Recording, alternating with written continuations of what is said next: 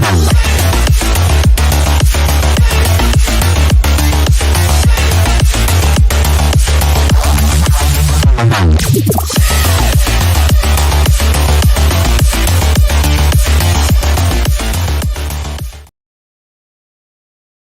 it never gets old.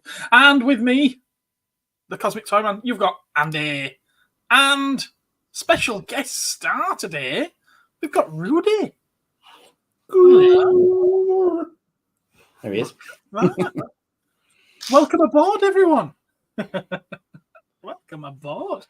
Good evening, all, says Pete. And hello to the early birds. Everyone was here like 10 minutes early. Shocking. We have got a very busy live chat already. Busy chat. Yeah. Hello, Buford. Hello, Sean. Hello, Ryder. It's James, actually. Adam, hello. Don't you be going to bed late tonight, matey? Don't you be going to bed late? Goboto, hello. Buford again. Here's a list of forgotten toys I know of: Mad Balls, Food Fighters, and Boglins. You're getting straight in there. Don't even give us a chance to start this topic, will you? No. Josh is with us. Dave, hello, Dave. Dave's here as well, yep. Everyone's saying hello to each other. It's nice. And Joe. Spectrum Flipper, how you doing, mate? Goodness me. Pete's with us. Pete's Toys and Tings. Oh, I'm there. My word.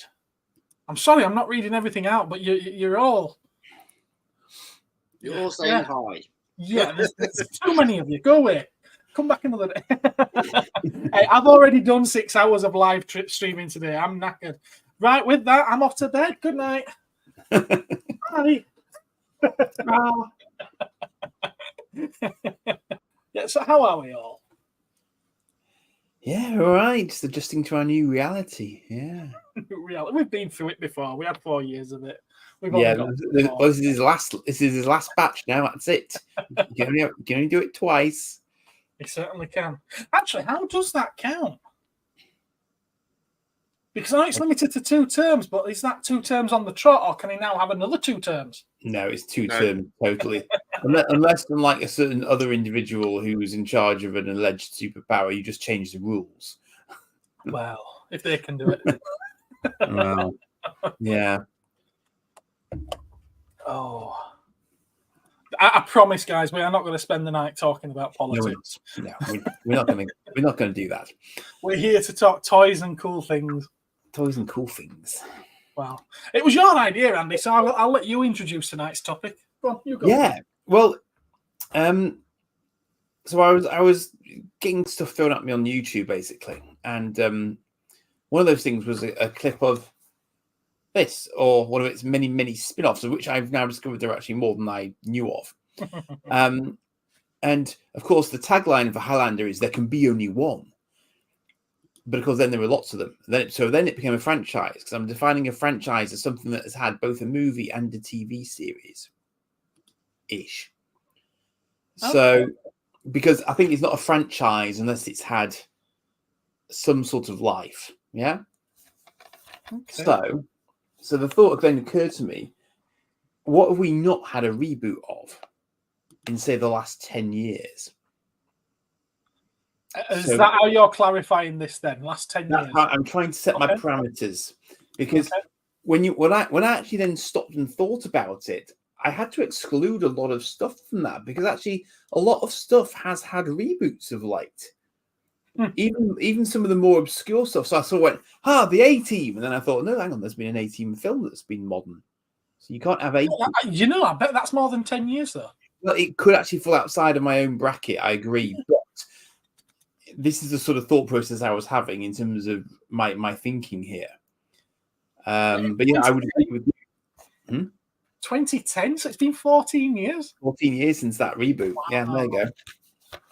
Which I thoroughly enjoyed. I went to the cinema to see it, and I thoroughly enjoyed it. Cool. Yeah. It was on TV4 about 2 weeks ago. Watched it again, and it's really held up. Some great lines. It's got some great lines. What are they doing? They're trying to fly a tank. Yeah. It's like, you know. It's like literally, it's really kind of like They didn't try to be the 18. They didn't try to replicate Yes. what I'd done before. And is that why it worked? Yeah, maybe. Yeah, I think you've got to be prepared to do a little bit of separation for the for the modern version of it. Otherwise, it's like doing Strange New Worlds and using the original Bridge of the Enterprise. That was never going to cut it in this day and age, was it? So they had to just do it basically, and bite the bullet and do it. So yeah. RoboCop, straight in with RoboCop. It has been more than 10 years, hasn't it? Yeah. Oddly, I think that's one of the few things I don't have on DVD for some reason. See, you know what? I thought when you suggested. Oh, hang on. When was it? But there has been a modern reboot of RoboCop, though. It was more than 10 years ago, I reckon. I reckon that was like. Go on and search it up. I reckon that was, or 2014, maybe. 14, yeah, 10 years ago. It was borderline. That I didn't go to the cinema to see. And Good. I thought Well done. I saw it on DVD. Yeah. Bearing in mind that we are coming towards the back end of 2024 now, so chances are it is over 10 years. Yeah, well, it could be. Yeah, no, just I can't see the actual release date, but just maybe I should have given it a bit longer. But this is the interesting thing, though. You see, we've had Beetlejuice latterly, so that's had the treatment. So that's not a forgotten franchise. But Highlander, I think, is, because I think the last Highlander spin-off was late 2000s, and that was a spin-off from the series. It got its own cartoon as well in the 90s, didn't it? Didn't it? With Quinton MacLeod.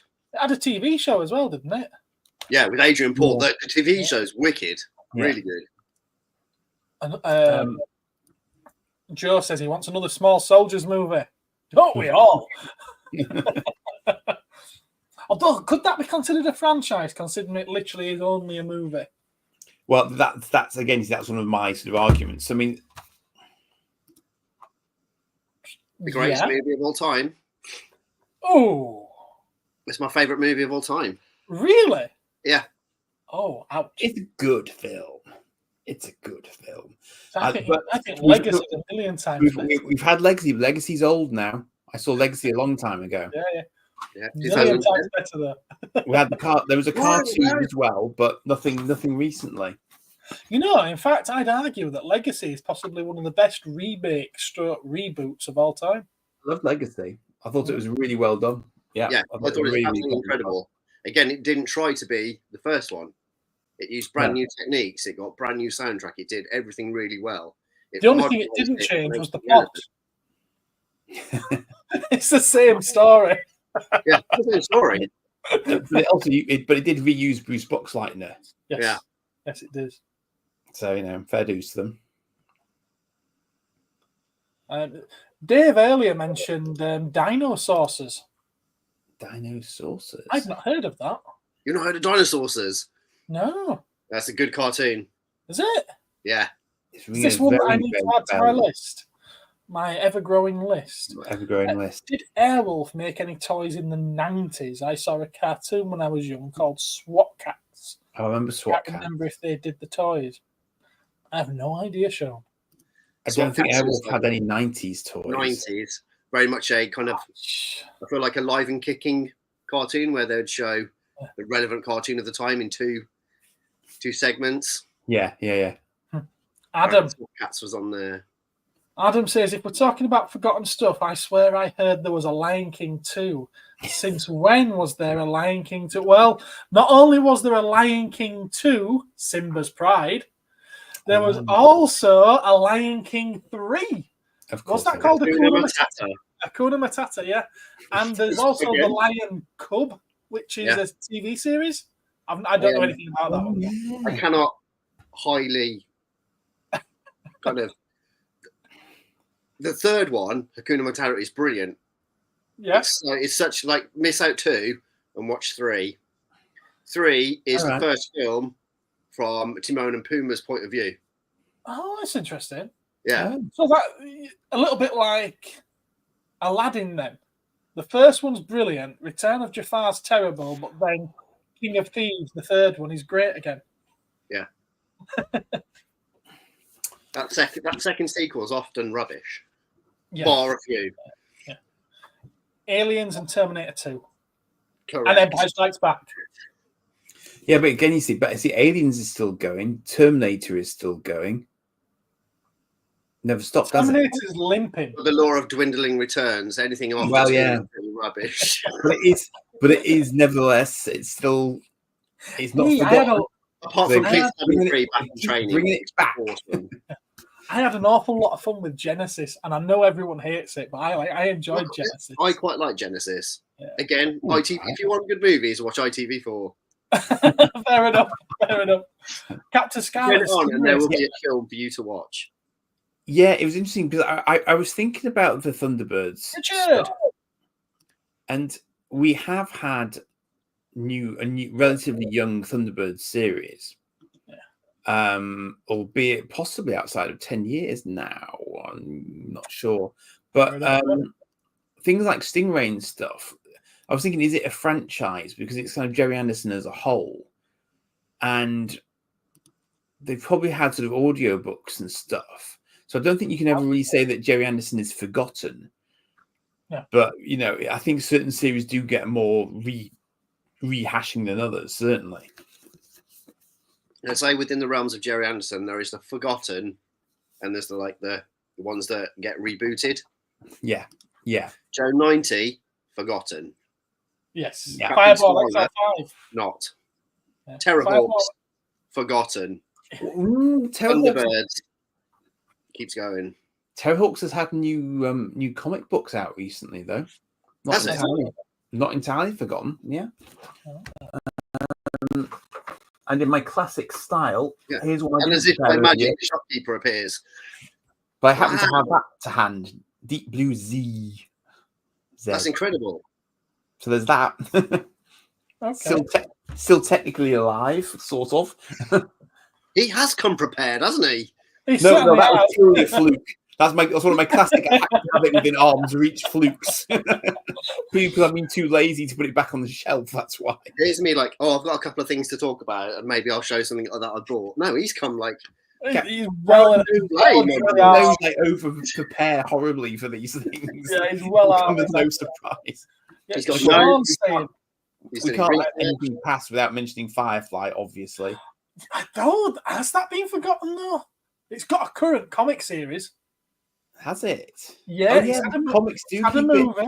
It's had a Dark Horse comic book series, and now it's got a Dynamite comic book series. Okay, so that's current. Which Okay, is current, yeah. I see it's corrected. But Sean's saying that Goonies 2 should be out in theatres next year, and the big question about that is why? Because who asked about it? Who wants it? Well, it was on my list up until that point. I still love this thumbnail. Your profile picture's incredible, Greg. Dino Saucers was amazing. Dino Riders, I would agree, needs a return of some kind. Yeah. Incredible toys, aren't they, Dino Riders? Yeah. If only they didn't break so much. Yeah. The cartoon was great. You never see them at toy fairs. You never see them at toy fairs. No, very occasionally. Yeah, I saw one at NEC, and this was years ago, and they wanted they commanded a high price, let's put it that way. They knew what they had. I only ever see boxed ones. And I think I'd put that down to the fact of how breaky they are, that any loose ones are either going to have lost all the bits or everything's going to be broken. Whereas if it's been kept in a box, it's probably been looked after more. Yeah, makes sense. Yeah? Yeah. Dave, you can't quote every single cartoon from the 80s just to quote the cartoon from the 80s. It's not a franchise, mate. Come on. No, Star Wars it's got to have a filmic release and a cartoon to class as a franchise, okay? Yeah, it's got to have some sort of adjacency. I was just going to say McDonald's, but yes, there has been a film about McDonald's. KFC, Pizza Hut, Stickle Bricks. I bet Stickle Bricks are still around. I think Oh, Defenders is of it the now? Earth hasn't been forgotten about because I think NECA, picking it up a few years ago, brought it back into memories for people, and especially the Phantom side of it. Oh, what Defenders of the Earth was that? Yeah. Yeah. There must have been some modern toys of that one, haven't there? Hello, Joe. This is Rudy. This is not Ed. I can see the mistake that you're making, but yeah, it's not Ed. This is Rudy. Yeah, Ed doesn't have hair. I've got a full lion's mane under this hat. Wolvo. Oh, I was saying hello to Joe, weren't they? Ed has a lovely northern accent. I have a lost West Midlands South accent. Rocklords is a good shout, but GoBots in general. And we're never going to see anything happen with that, thanks to Hasbro. We get plenty of Machine Robo. Ish. In the form of masterpiece type things, yeah? Yeah. They did appear in Bumblebee. Like Action Toys making Machine Robo. Yeah. Robo Machine, Revenge of Kronos. Child's Play remake. Would have liked a sequel as the originals after the first only got good at Bride. Okay. Oh, someone got there with GoBots Battle of the Rocklords. There you go. Greg's on the ball. I'm not. Look at all these comments. Jesus Christ, slow down, guys. Who got happened with Highlander? Also, 1 point had Ryan Reynolds as main lead and Starship Troopers. So what I wanted to kind of need full stops, Joe. Conversation on in terms of forgotten franchises is more slightly forgotten franchise genre. So in the mid-80s, you have Brave Star and you have The Adventures of the Galaxy Rangers. Mm-hmm. Two things that didn't do that successfully in America, even though it's based on a very American thing, cowboys and Native Americans. Mm.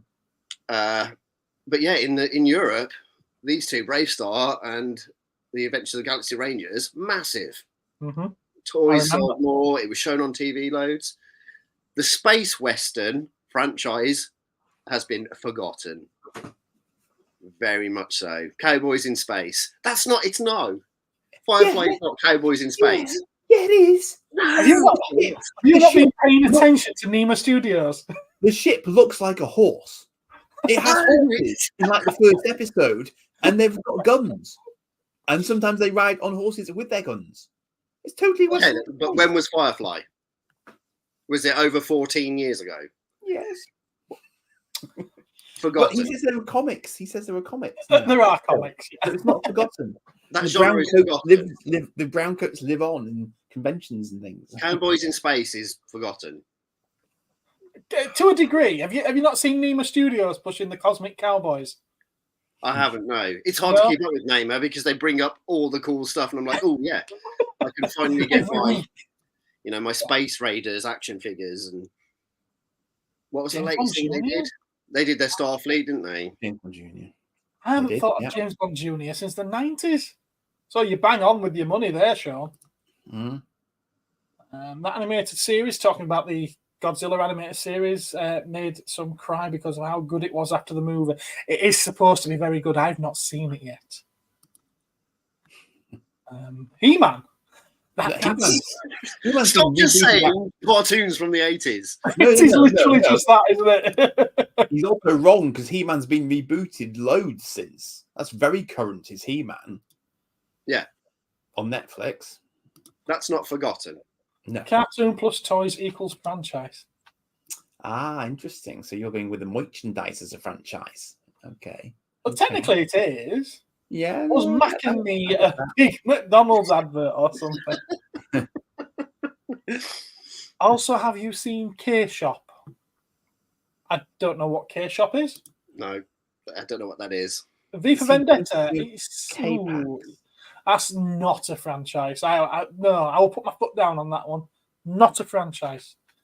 A single film and a single comic book. So it's one story that's been told in multiple formats, but it's just one story. Is that? Yeah. When someone makes a film about their life, it's not a franchise, and it's similar sort of thing. You're thinking, yeah, I know what he's thinking of. He's thinking of that cut. New Adventures of He-Man. Yeah.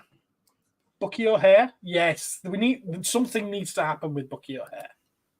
I don't know if is Bucky that forgotten. Yeah, maybe. Yeah, maybe. I think it's forgotten about the people who can make money from it. Yeah. Yeah. Yeah. We've not forgotten it. No. And to think my mind was going towards Button Moon as a forgotten franchise. Yeah, do you know what that early 80s CITV? It's a wealth of gone. Let's pretend, Button Moon, Count Duckula programs, Rock Bags and Emu. Yeah. Yeah. Yeah. You know, my mate flashback. Primary school was actually on the Pink Windmill. Thank you, Dave. Get in. Someone's got it. Obviously. Mighty Max. Do you remember Weezbit? Yeah, my mate Dean. Kung Fu Panda's dead. Is it? Is it? It should be by now. Cowboys. Yeah, Cowboys in Space. I got a Bandai Mech the last time I was in Manchester. This was relevant when you were still talking about Westerns. Okay. It's a whole film in a kebab shop. Yeah, I haven't seen it then, no. Cowboys is like Ninja Turtles. Is it? Oh, we've got an Ian. Hello, Ian. Hello, Ian. Forgotten Space Precinct should be revamped. Sure, it could be a hit. It wasn't a hit then. No. Not really. I'm just trying to think about how that would equate to a modern genre. It's basically a cop show in space, isn't it? Yeah. Which we don't. If you're going to do anything in space, you got to go Cowboys.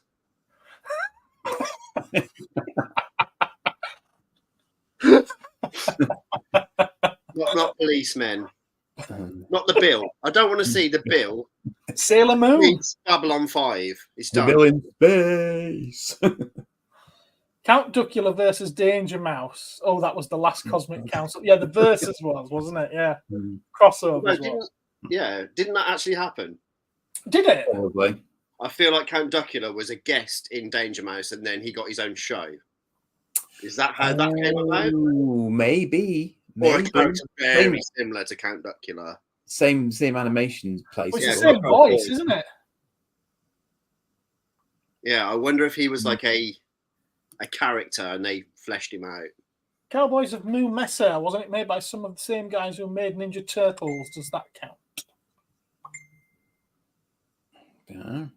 I need to mute that, otherwise it's going to keep pinging all night.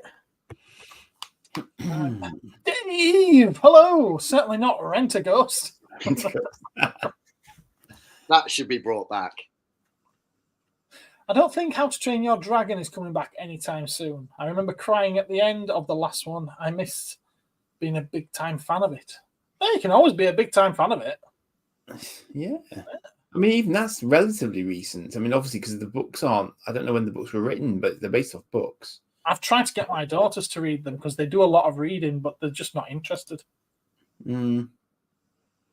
It's recently been rebooted as a toy line by Nacelle. Fair enough. Bertha TV show. I've not heard of Bertha. I remember Bertha. Yeah. Next Mutation with the turtles. Was that the one with the female turtle in it? Venus de Milo. Venus, that's it, yes. Really? Is that the one? Yeah. That's the one, yeah. Tits. Yeah. Okay, is that... It's just got shell boobs. boobs. Okay. Armored boobs. Why? They missed a one episode and just thinking, this is awful. I'm done. They missed a trick by calling her Venus, didn't they? It should have been Michelle. Yeah. Michelle. Massively. Nice. Gareth, I sent a photo on Messenger of cowboys. So it is actually deliberately 2 words there, is it? Okay. Possibly. Do you know what, in terms of like forgotten franchises, I Cowboys purposely of New Mesa. Yes. don't watch stuff that's come much after. Tron Legacy, yes, but I've purposely not watched Beetlejuice because I don't want to see actors much older than I know what the you mean. original. The time has lapsed too much for me. The last time I did it was Twin Peaks Series 3, and it was just like it just wasn't Nightmare. what it used to be. The same with Picard. I watched 2 episodes of Picard and I was like, I can't get into it because it's not like Next Generation. It didn't look like TNG. Yeah. You'd have to go to season 3 of Picard for that. Skip seasons Is 1 all and I 2. would say. Yeah. And But yeah, I haven't watched anything post Alan Partridge season 2 because I don't want to see him as anything else. I don't want to see him older and contemporary. I like it as in that's it. It ends. Well, it's like you say. I think there does come a point where it very much is diminishing returns, where it's just and I think an homage comeback is fine, but if you start then milking it, that's when you start stretching it wafer thin, and then it's just no, because everyone now knows you're milking it. So now you need to stop because everyone's lost respect for you. I haven't watched Frozen Empire yet. I'm debating whether to watch it or not. I enjoyed Afterlife. I knew it was very much a film for the fans. Yeah, I haven't seen. I needed that, I think, because I don't like Ghostbusters 2 at all. But I really much enjoyed Afterlife. Yeah. No, I agree with that. Afterlife was really good. It felt like a love letter. Yeah. And they should do. That's what they should do, I think. I really like the Riddick films. I would like another Riddick film, please. I've not seen the last one yet. How many is there? 3? 3. Yes. And Dark Fury, the anime-derived Riddick thing. And 2 video games that I can think of off the top of my head. Were there toys for Riddick? Yes, there was. Yeah. Ridiculously hard to find as well. Yeah, you cannot find those at all now. I've never gone looking, so I would have thought NECA would have been an No, obvious choice for that sort of. Something got cancelled after the first series. I think he's talking about Next Mutation Turtles. I thought it was True Calling. that as well. Middle-aged mutant moaning turtles. That's what Last Ronin should be, isn't it? Old-aged. Away for thin mint. Okay. Take care, Sean. Bye-bye. Turtles is another one. I won't watch anything apart from the very first one. Okay. And then what I do is I stop when Raphael goes to watch Critters. I put Critters on, and then I go back to watching the rest of Turtles. That is now the only way to watch that film is with Critters in the middle. Okay, interesting. Fair enough. Fair. But yeah, I won't watch 2, 3, or the Michael Bay ones. Series 2 film. Yeah, the Michael Bay ones are not very good. No. The only one I'll watch is the animated one where it's like the multiverse. Okay. Is it called Turtles Forever? I don't know. Oh my god, yeah, it's like literally before any Marvel multiverse ever was a thing.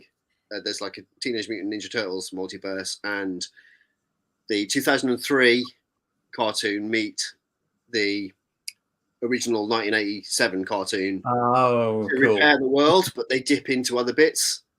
So you'll get a little bit of the live action film. You'll get like the original drawings. They're slightly in it, and they picked up all the original voice actors for it. Turtles Forever. It's for anybody that likes Turtles. Watch Turtles Forever. Interesting. I've got to be honest. I've never been the world's biggest fan of Turtles, but I did enjoy that 2012 series. Yeah, I think it was the first one that was all CGI. Oh yeah. Yeah. I don't think I'm not very up on them, I must admit. But I mean, I was very much. It's very obviously made by people that grew up on the original Turtles series. And even though they're completely reinventing it and they're doing their own thing with it, it's really respectful to the Turtles lore. Yeah. And so it's new and fresh while still being Turtles. Or at least that's my take on it anyway. And I think there's going to be a 4th Riddick film, apparently. Apparently so. Yes. Apparently. Interesting. Steve. I've forgotten this. Fast and Furious in space. No, it's not. Riddick was pre-Fast and Furious. That was before he was particularly famous. The original one, anyway. The original one was, yeah. The second one, the actual Riddick film, Chronicles, that was because of his popularity. Probably. What's the first one called? Pitch Black. Pitch Black. Fantastic film. Wicked film. Yeah. And that's what I like about the Pitch Black is that it was not derivative. It actually had its own story that wasn't based on anything else. Wow. Like I always thought it had a really eclectic cast. Yeah. Claudia Black, but and then like Keith David and I need to watch Alien Romulus. Yeah, I haven't seen it yet. yeah, I need to do it in the comfort of my own home, so I'm not too scared. Looking forward to seeing it as well. Tuning out now, Gareth, as he said he's not a fan of turtles. Hey. Oh, no, dude. You'd be surprised at the things that I'm not a fan of. I remember very fondly the Turtles arcade game when it came out, because you could fit 4 people around it, so you could all take a turtle, as I recall. Yeah. I have fond memories of that being played when I was in school. And some people were allowed to come out and play it, others weren't, and then they sort of scarper off and they realised we were about to get nobbled, and I could just stay put. You always found that arcade machine in like bowling alleys. But I first played it in the Granada Studios tour in Manchester. Cool. In the New York High Street. That's a shame. Yeah. We were talking about Riddick, and it always, I always chuckle whenever it's mentioned, because I remember what's his name? Vin Diesel. Vin Diesel. Yes. Sorry, I'm tired. What Vin Diesel said when the first Riddick film, Chronicles of Riddick, was coming out, he kept saying that it would, in hindsight, we would always see Pitch Black as the Hobbit to the Chronicles of Riddick trilogy, which would be the Lord of the Rings. He seems to have forgotten that he said that. Yeah. It glosses over that one, doesn't he? Yeah. But that's a line that I always remember him saying. It never turned out well for him, did it? Like the story, didn't he cut a deal to get the rights for it? Like he had to make another movie, a really awful movie to get it. Well, that's the thing. I think he did drive it. He actually took.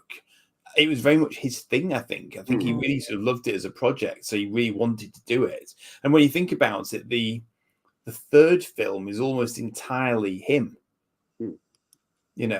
Massively so. It's really interesting, I think, for that. But I quite like. I just think they make some quite brave decisions with it all.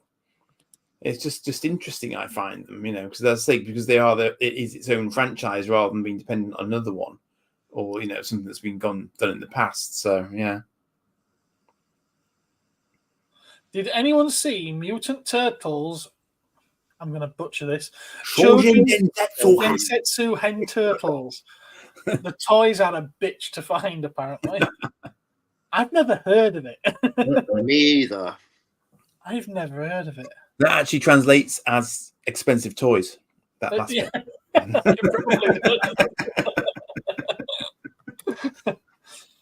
How you do some good stuff. Super Sevens Ultimates and reaction lines are also good.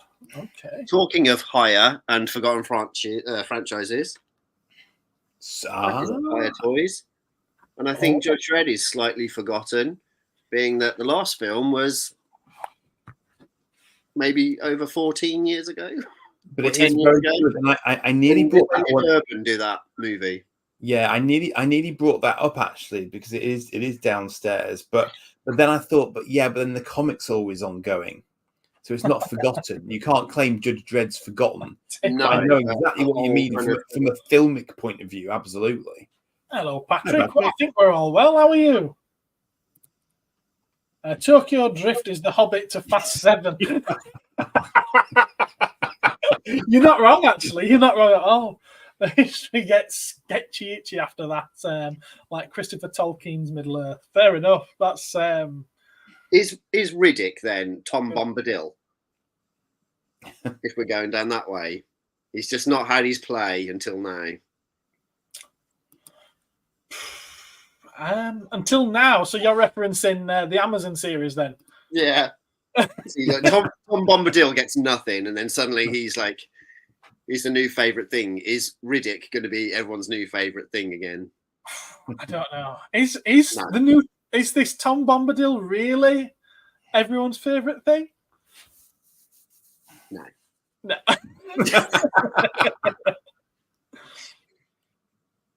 I think he means Safubi. Yeah. If it's articulated figures you like, you won't like Safubi. The Stallone Dread is remembered for all the wrong reasons. For some of us, yes. True. But the sets, though, and like the models and like everything is. I actually enjoy it. Beautiful. It's such an incredible movie in that regard.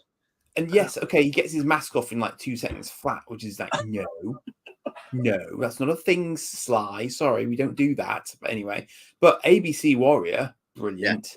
Yeah. You know, the whole tone of it, actually not that bad. It's just it had those Americanisms creeping into it, and it was just like, and the sort of it's got sort of sly humor, and it's like, that's not Dredd. Dredd doesn't do humor.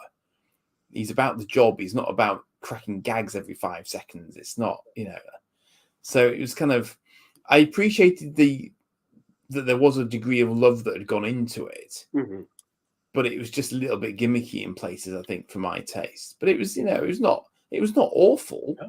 I didn't, I'd watch it again. Hey, how are you doing, pal?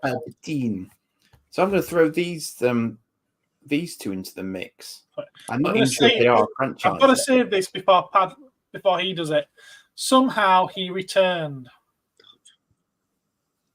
Because he's going to say it. He's probably typing it as I said that. Yeah. Yes. Yes. That is a Sunday afternoon double feature. Yeah. Isn't it just? Wow. Which way do you watch them? Do you do Flight of the Navigator first, and then? I like to stand on my head whilst watching them. No. No, I mean, I haven't watched TVs and 2 DVD players and watch them both at the same time. Yeah. If I started watching Flight of the Navigator, I'd probably be blubbing, as I recall. Yeah. I haven't watched it. I haven't actually watched either of these for years, actually. But they're just in my collection, because it's such a great double set. I couldn't not pick it up whenever I picked it up, But I mean, we've had toys. We definitely had number 5 toys, haven't we? But they've never tried to resurrect. I mean, could they not find Johnny 5 in a rubbish deep hit and then give him like modern AI and stuff? And it's surely they've got to do that. Short Circuit v the Terminator. I mean, come on, it's an obvious crossover, isn't it? When you see David's bedroom in Flight of the Navigator, the toys that he's got on his bed are incredible. He's got like tons of like Transformers. I feel like he's got like just really cool stuff on his bed. It's like kind of like, I'm going to pause that and see what toys. I'll have to have a look now you said that. Yeah. Yeah. Now, Dave called a good one there with Police Academy. Yeah, God, they never get away with that these days. Can you imagine? Absolutely not. And Palps. Don't do it. Gatchaman has had a few releases, i.e. Battle of the Planets, then a Japanese movie, then Infinity Force. But I would like to see a new Gatchaman series again. Yeah. Well, Infinity Force isn't actually Gatchaman, is it? It just has a girl. It's about a girl who draws a character from it as her hero. And when she draws him, he comes to life. There was an attempt, I believe, to resurrect them as a live-action version. Do you have Short Circuit 2, though, Andy? No, I don't have Short Circuit 2 because I seem to recall it being somewhat horrendous. I enjoy it. It's not the first one. No, so I don't think I've ever gone out of my way to hunt it down, I must admit. I am aware of the sequel to the Short Circuit film, sir. But I do not possess it, I do not believe. It's just annoying that in that film they had they had Johnny Five toys and we never did. Yes. Yeah. I'd love a Johnny Five toy. Yeah. I know they do like a knockoff Lego one that you can get on. Here we go. I knew you had it. I'm prepared. Yeah, I knew you had it. I was actually quite impressed with that. It goes together quite well. Yeah, it's not bad. Although there's a few versions of it, so don't just get any that you see. But they're cheap. They are cheap as well. Never turned into a Lego idea, actually, I don't think. Someone did try it. Andy, do you have any Godzilla stuff? I don't particularly have any Godzilla stuff, actually. I did very much enjoy the... Now I'm going to get this wrong. Is it the Toho films? Yeah. All the Japanese films. Yeah, that's because I used to watch them on Channel 4 avidly. And if I saw them in a VHS rental store, I would grab the Godzilla films. Yeah. But I don't have toys particularly. My son and I have watched quite a few of the modern films because he quite likes the modern films. So I've watched most of those. So, sorry, I'm just seeing what Richard's put. Short Circuit is the Hobbit to Short Circuit. Okay. Short Circuit for the first time ever has just been compared to the Lord of the Rings. Lord of the Rings. Okay. Hello, LOWBOT. Welcome aboard. Hello, LOWBOT. Remember a film called Warriors of Virtue? It's about kung fu kangaroos. Okay. I think I missed that one. I do actually remember this. Do you? Yeah, I've never seen it, but I can remember seeing the toys in the shops at the Oh my time. god, it had toys as well? It had toys, and from my memory of it is, Google it. oh, this is a kangaroo rip-off of Gargoyles. That's what my head said at the time. That's a kangaroo rip-off of Disney's Gargoyles. What was You've made this up. What was Akko Dave saying he was after from Gatchman series? Hound Tank, was it? Yes. Yeah, I have one of those. I believe. I mean, remember, it was my child's mind what said this. There, can you see that? We can. Yeah. Warriors of Virtue. Okay. Warriors of Virtue. Okay. So these are the toys, anyway. Oh, there we go. Yeah, and I don't know if it's the style of them that made me think of Gargoyles. But that said, I never even watched Gargoyles. I think it's the ears that are reminding you of Gargoyles, actually. Do you know what it reminds me of? Tank Girl. Tank Girl. All right, okay. Tank Girl had mutant kangaroos in it. Oh, yeah. Fair enough. Played by Ice-T in the film. Indeed. There was... True story. That's the film, apparently. Okay. Wow. All right. Fair enough. Is it still reminding you of Tank Girl? No, Tank Girls was better. Tank Girl was a lot better, wasn't it? Apparently, it was awfully good, according to this YouTuber. Or just awful. I think I've seen him. Is that Joe Blow Movies? Has he reviewed it? It is. It's Joe Blow. He thinks it's awfully good. Yeah. In that way that some films just transcend awful and end up being... I mean, just look, that looks incredible. You cannot believe that such a thing exists. In 1997 as well. Wowzers. There you are, Joe. Yeah, it's now being remembered. It's got that late 90s feel to it, where it's kind of just edgy. There was one on eBay 2 weeks ago, apparently. They do turn up from time to time in various states. Most of the hound tanks on eBay are either beaters or cost a fortune. Well, that's it, isn't it? Xena, Warrior Princess, and Hercules. Remember, she was a spin-off. Or was it the other way around? And need Andromeda. Oh, Should we just that talk needs to stay forgotten. off Channel 5 from the late 90s? There are a few Gatchman characters in Tatsunoko versus Capcom, I think. Another forgotten installment of the versus Capcom series. They are Ken the Eagle, and I think it's Jun the Swan. I pre-ordered the Tank Girl film. A good bad time or just a bad time? I watched it on streaming about a year ago. Probably longer. Does anyone remember that King Kong film where Kong swaps his ear with another Kong or something like that? All I remember is that Kong dies in the end. Well, thanks for the spoilers, Adam. I won't watch that one now. Swaps his ear with... Heart. Heart, yeah.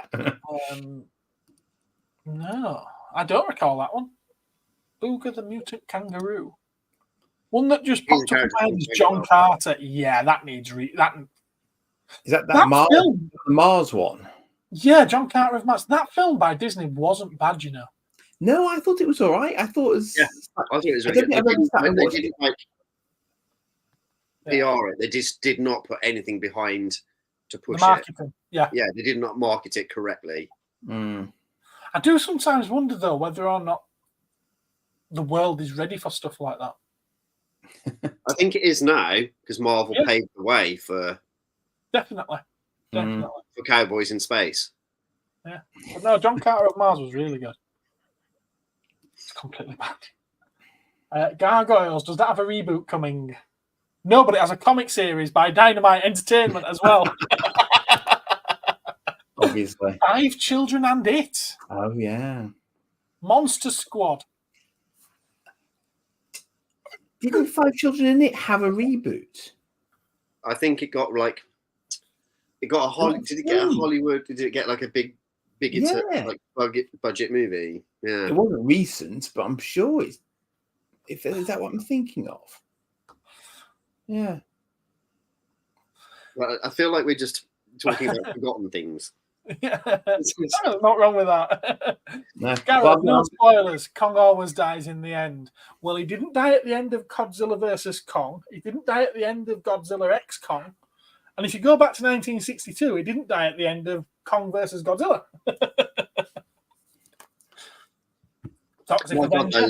Those Godzilla movies from the 60s and 70s, they are incredible. They are something, aren't they? Yeah, they are something. And very much Channel 4. They are. If you watch them at the right age, though, you know. Yeah. I mean, I'm a big fan of the whole franchise, and even I've got to say that some of those 70s ones are pretty bad. That was my introduction to Jet Jaguar. There you are. You ready? You ready? Yep. Flash he'll save every one of us. Yeah, long overdue a remake or a reboot of some kind. I mean, that's crazy, isn't it? Defenders of the Earth, he's in it. Well, this is the thing. When they start doing this, they do a brand new Flash Gordon.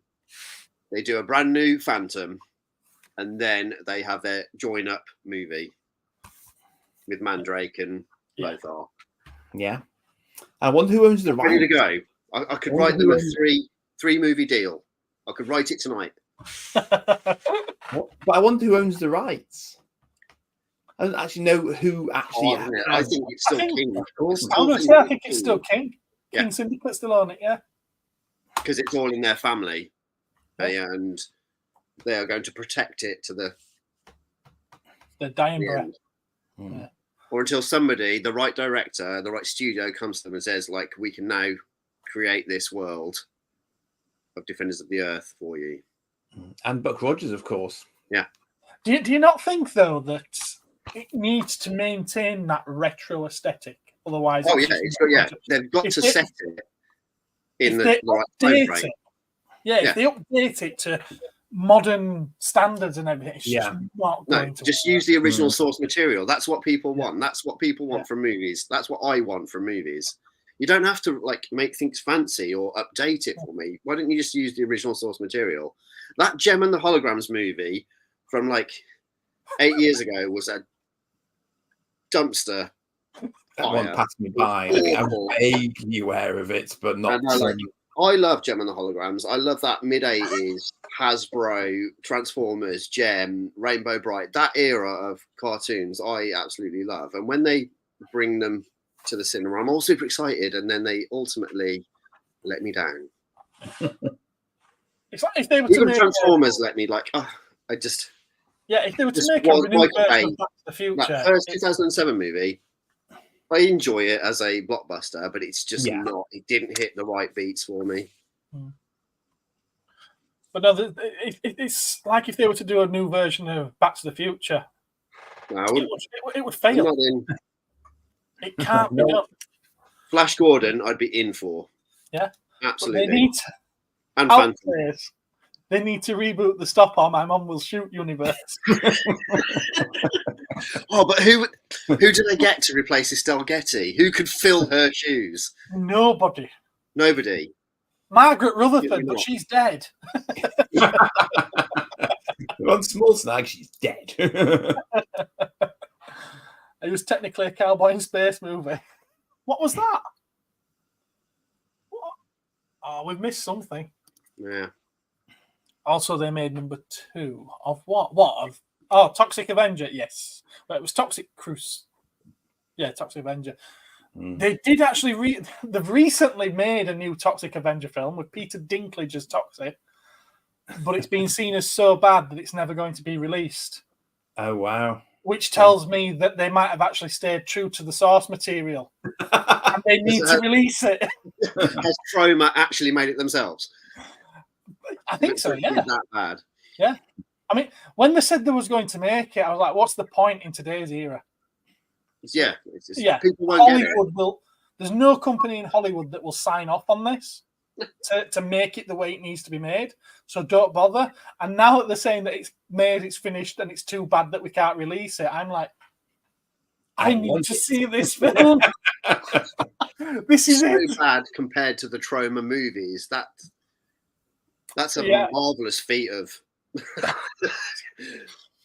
Opal fruits. Okay. But the whole point of those Troma movies is they're like that. That's the whole aesthetic.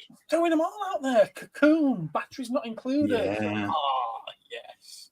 But what do you do as a sequel to Batteries Not Included? Batteries are included. I mean, rechargeable batteries are not charged up. Stig of the dump. Spangles. We're just reeling off sweets now as well. So the one that I was going to speak about was, in terms of forgotten toy franchises, is Matchbox Adventure 2000. Yeah, got them downstairs. I figured one of you would either have them or we could, as I said, Google them up, because my kids, they don't know what Matchbox is. They can tell you, they're 5 years old. They know all about Hot Wheels. They do not know about Matchbox, and they definitely do not know about Adventure 2000.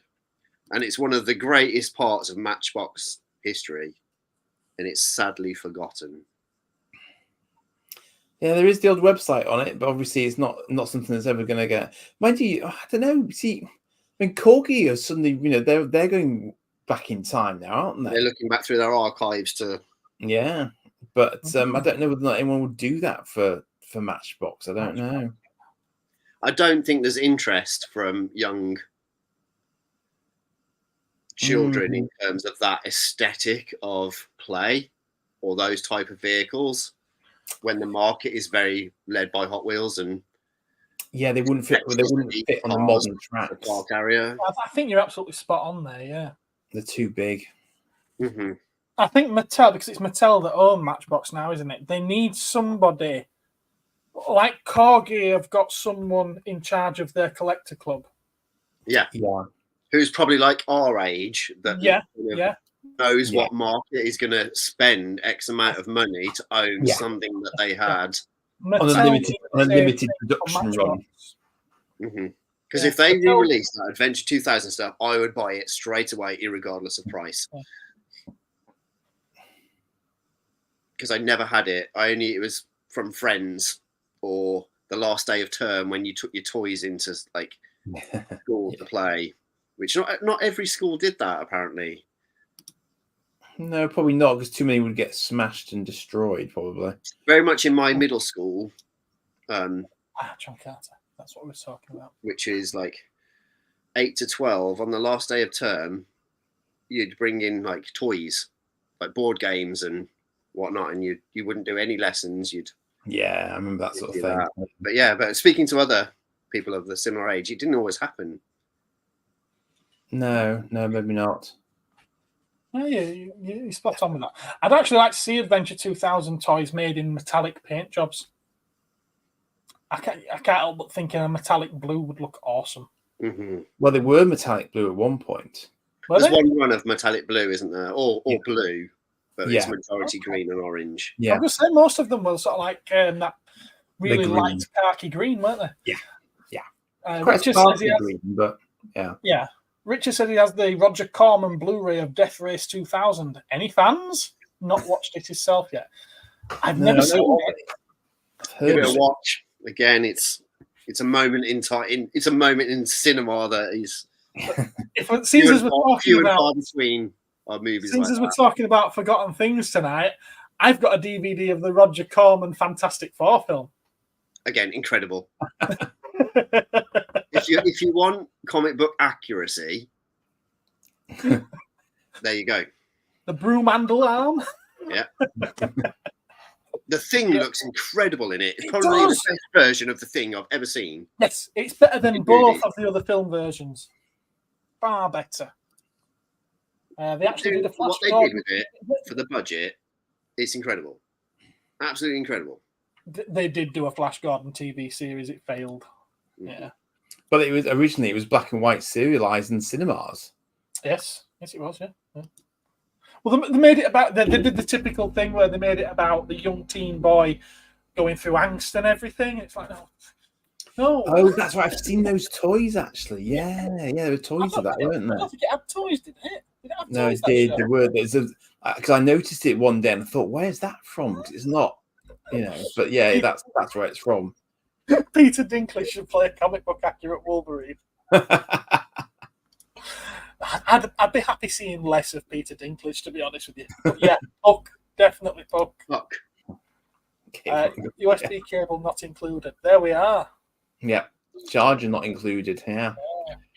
Enough of how I cried during Godzilla films. I laughed my ass off when I watched GXK and said, yes, I think we all did. Ring Raiders. What's Ring Raiders?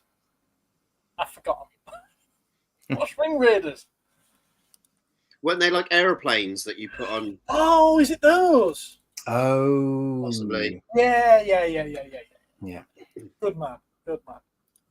New Toxic Avenger has a good writer, director. Elizabeth Wood looks great. Early reviews that saw it say it was pretty positive, but no studio will put its name to it. Yeah, Elijah Wood. Not Elizabeth Wood. He plays the villain in it, doesn't he? Ah, okay. Yeah. I think Rudy was trying to forget the holograms. We were just talking about that. Or at least Rudy was. Thought the trailer for the new Toxic Avenger looked pretty good. They need to release it. Put it on Netflix. Adventure 2000, I have a few in my collection. Probably need 50. You need to be 50. Yeah, it is late 70s stuff, and then obviously just donations down to kids in the 80s. Remember the Land Raider appearing in Judge Dredd, The Cursed Earth? It did indeed, yes. Josh Brolin as Dredd. Interesting. What's wrong with Carl Urban? Absolutely nothing at all. I loved him in that film. Then, great chat. Good night. Take care, Greg. Look after yourself, mate. Right. I'd be, again, to go back to Dredd, I'd be happy for it to continue. Well, even though some time has passed, I'd be happy for Carl Urban to come back. Same director, same sets, because that world was built and they did it a massive amount of justice. If it doesn't happen, it doesn't happen, and then it stays beautifully as a standalone movie. Yeah, I agree. Captured in time. But Matchbox is on sale on Mattel Creations, only single cars, though, 17 still available. Adventure 2000 disc thrower was in blue, but not released. Okay. I mean, is that why you never see it and you only see it in books? Possibly. Yeah, catalogues. Catalogues. Yeah. Stood up and shouted in the theatre when the resolve of a cliffhanger during episodes of Flash Gordon was fudged. On one device, I'm watching this screen, full screen, and on another device, I'm typing. Oh, is that how you're doing it? Sardos. Oh, yeah. So With naughty bits. Yes. James Bond. Somehow I don't see that as a forgotten franchise, Joe. Yeah. Joe Pasquale as Dredd. The Dredd guy who did that is going for Castlevania. Oh, is he? Okay. What's his name? I remember seeing an interview with him once. Seems like a really strange guy, to be fair. That's entirely appropriate then. Carlo was great. I was thinking of a stamp, though. Fair enough. Does anybody remember asking for a remake of Cliffhanger? The actor cannot be pronounced the surname.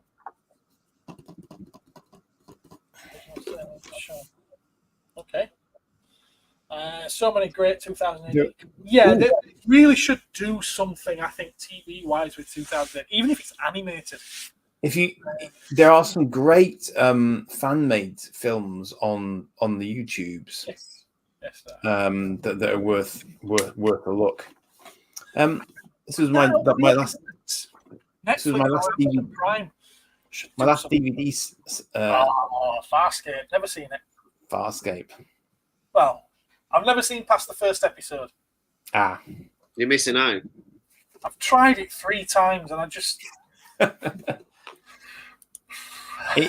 think again, it is. It's kind. I want to say it's of its time, but I'm not entirely sure that it is. But you have to give it time to get into its stride. Yeah. When I say I've tried it 3 times, the first time I tried it was when it first aired back in, was it the 90s or the early 2000s? I was going to say 99, isn't it? Yeah, it's pretty old. It's actually pretty old. It was then. That's when I first. Does anybody remember Crime Traveller? No, you've made it again. This is something that's made up. No, it's not made up. Crime Traveller has got to be the worst name for a show. Crime Traveller doesn't mean anything. Was that that BBC show? Yes, it was. I think it was only like 6 or 8 episodes long. They only did 1 series of it. Right. What's the premise of this? I loved it. Was it the Only Fools and Horses bloke in it? Was it that one? No, it was Marlene, the dog is in the fish tank again. Is it Boise? Please tell me Boise is the main lead character in this. Hang on. I'm going to disappear for a minute and leave you two at it. I'll be back in. No, I'm thinking of one where this guy was bopping back and forth between our time and sort of wartime Britain or something. But that might be Lyndhurst, isn't it? Yeah. So it's probably not the one that Gareth was thinking of. That's called. Is it? Oh, I can't think what it's called. Good Night, Sweetheart. Oh, that's Good Night, Sweetheart. He goes down an alleyway, doesn't he? And then he's transported back into war-torn Britain. I wanted to mention actually while I was thinking about YouTube recreations. There's a series, a channel called Dust. If you're not familiar with it, it does some really creative science fiction stuff that's really high quality. Amazing. So if you've never seen it before, try searching for Dust because it's got loads of content on it. It's just really, really interesting stuff. If you're into your sort of, your harder sort of science fiction stuff, it's really good. Yeah, definitely. We'll be checking that out. Yeah. Yeah, Good Night, Sweetheart. Good Night, Sweetheart. Manimal. That's prime time midweek BBC fodder, isn't it? 8:30. Pre-Watershed. Yes. I'll be too busy watching Channel 4, Desmond's. Steve says the last. Yeah, Steve. That's a program for my parents. That is. Good Night, Sweetheart. Yeah, Steve says the Last Starfighter should have had its own series after the movie. Well, yeah, I mean, that's another one that was well set up for them to do something, off the back of it. In fact, I've just got it on Blu-ray just recently to watch again, so that's nice. If any toy or any model that needs to be made, it's that. I've seen 3D prints. Yeah, I've seen 3D prints. I've seen some of make an incredible paper model of it. Oh, yeah. Incredible. But yeah, I'm yet to see. I think there's only been one, and it was super expensive. Of that ship. In the Last Starfighter, yes. Death Blossom. It's incredible. Again, it's one of my all-time favorite movies. Yeah. And it paved the way for a lot of CGI stuff after it as well, of course, because, you know, it's all CGI, which was crazy in those days. If we used like the equivalent of a cray to just to do like a few minutes worth of, you know, low res graphics for it, bless it. But, you know, it's it was what it was at the time. So for the longest time, it was like, you know, a dream scenario for, you know, someone of my age, like mid-40s, that, you know, you live on a trailer park and you play arcade machines near the beach, and, you know, you're fighting an intergalactic space war. You know, recruited for the Star League. Yes. Indeed. You know, living in a trailer park is glamorous. I think the closest I got was playing the Star Wars wireframe arcade game next to the seaside, because that's where I grew up. I put a lot of money in. That like the Last Starfighter, though, for you. There's always that hope that Luke might come down and borrow me, you know. Wombles. Hi. There you are. Someone else remembers it. Dave says it was for the wrong reasons, apparently. I enjoyed it. I would get action figures from Crime Traveller. Yeah. No, they weren't action figures. I've just been scouring my DVD shelves, and I now remember lending it to someone, and I obviously never got it back, which goes to show how bloody good it is. That's the only copy in existence. Yeah, they took it from you and quietly burnt it. But this thing you've made up. But just to prove it happens to not be there. I've just spent the last 10 minutes creating all this stuff. That's impressive. AI is a wonderful tool. Yeah, absolutely. That's actually the copy that I have. Had. I didn't realise it was written by Anthony Horowitz, though. Chloe Amnett. What have I seen her in? Is that dude from EastEnders? It's that dude from EastEnders, Michael French. That's right. Yes. Michael French, yeah. Yes. But yeah, the premise was her dad. Where's she gone? Let me go back onto that thing. Her dad dies. He's a mad scientist, and literally he's built a time machine in his flat. His flat's living room is the time machine. So you close the door, you throw the switches, and you end up, you know, either forward or backward in time. What else has she been in? That's bugging me now. I have no idea. She looks really familiar. Google it. I'm literally on IMDb now. Let me see what she was in. Do you know what I love? Time travel movies and time travel. Red Dwarf. There you go. But this, oh yes, this sounds awful. Of course. And I love time travel stuff, like Biggles, that 1980s Biggles Adventures in Time. I saw that again recently. It was actually on the telly. It was on telly, wasn't it? Yeah. Yeah, I saw it. I can't remember what channel it was. Like, was it like Legend or something like that? It's one of the Good night, sweetheart. Fantastic. Random. But yeah, but that sounds awful. I'm not. But when you first started describing that, when you first started describing that, I was thinking Time Tracks / Time Cop. Oh, okay. No, it's not that. No. Clearly not. It involve, they don't travel back in time like years or decades. It's more a case of a few days. It's like a week last Tuesday. Yeah, so it's more a case of, oh no, someone's being murdered. We don't know who it is. There's no evidence to point to anything. It's like, right, well, I'll go back in time 3 days and I'll pitch out outside the house and watch them kill them. They did it. Super. That's very useful for the victim. Yeah, great. Do you remember 7 Days? Pardon? 7 Days. Anyone remember 7 Days? No. What about Ghost Watch? So a UFO crashes. They do something with its propulsion system, and it gives them the power to go back in time 7 days, and it's used by the US government to try and prevent sort of world-crushing disasters, basically. Had a very, very nice lady in it, and a slightly psychotic bloke who was the lead hero type bloke, but he's more anti-hero. Anyone remember that? No. No. It was quite clever because every time he went back, the ship was always back there, so he didn't use up any fuel because he'd catch up with them again, and then he wouldn't have gone in the first place. So, you know. Who remembers Big Bang TV? Oh, goodness. We're all trying to forget it. Biggles was Peter Cushing's last film. Oh, wow. Imagine that being your last film. After a glittering career, and then you end on that massive high. It's such a good film. I remember that as coming out at the same sort of time as Slipstream with Mark Hamill. You don't hear people talk about that movie at all. Yeah, I've I've got it on cassette downstairs. Nice. It came in my big auction Yeah. video set collection. Oh, yeah, I've got that on tape. Wow. I have got a VHS recorder somewhere. I need to get it hooked up. Yeah. Go back from my mum's actually keep meaning to do that. I've got a pile of Godzilla VHS. When was the last time you watched it? Which one? That tape. Has it been like years?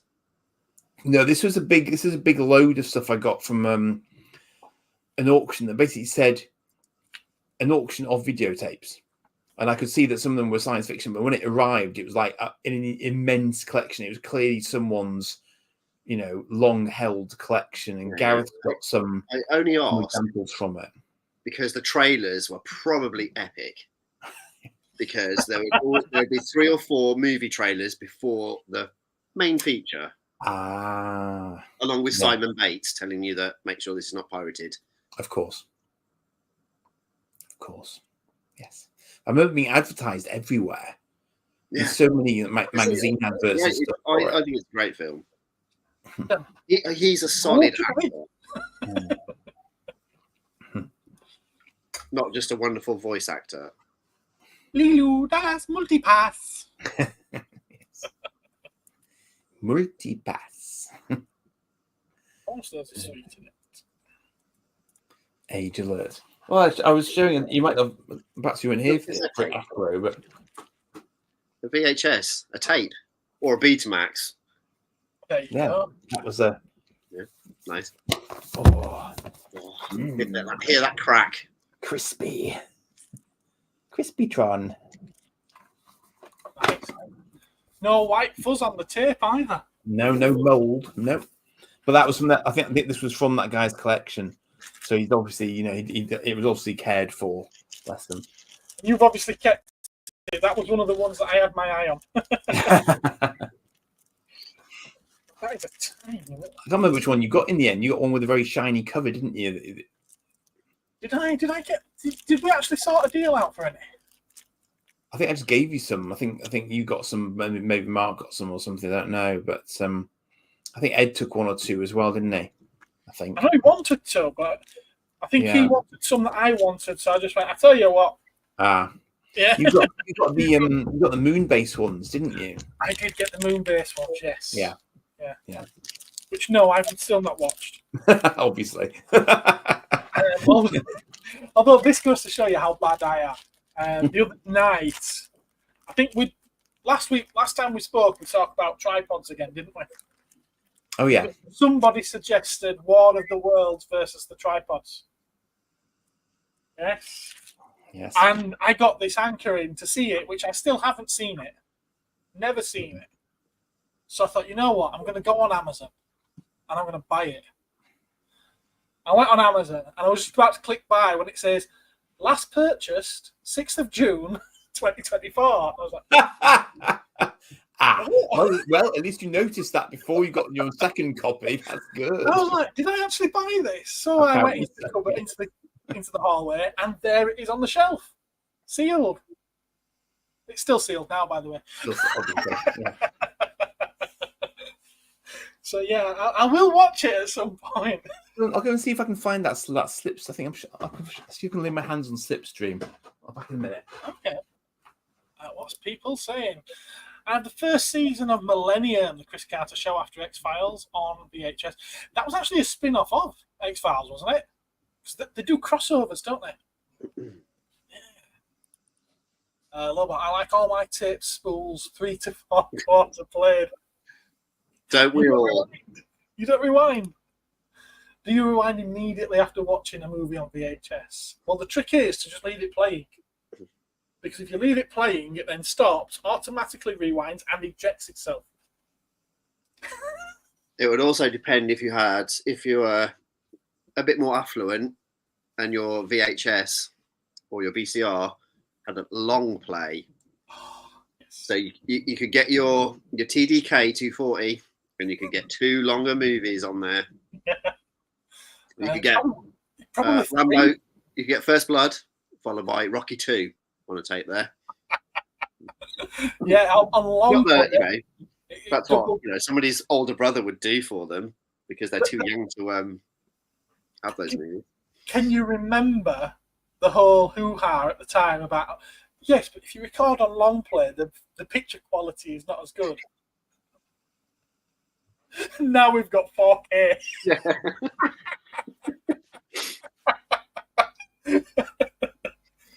I need to dig out that VCR. I really do. Oh, I like 3 or 4 I haven't hours. dug mine out for years, but last time I did, I didn't watch anything that I had.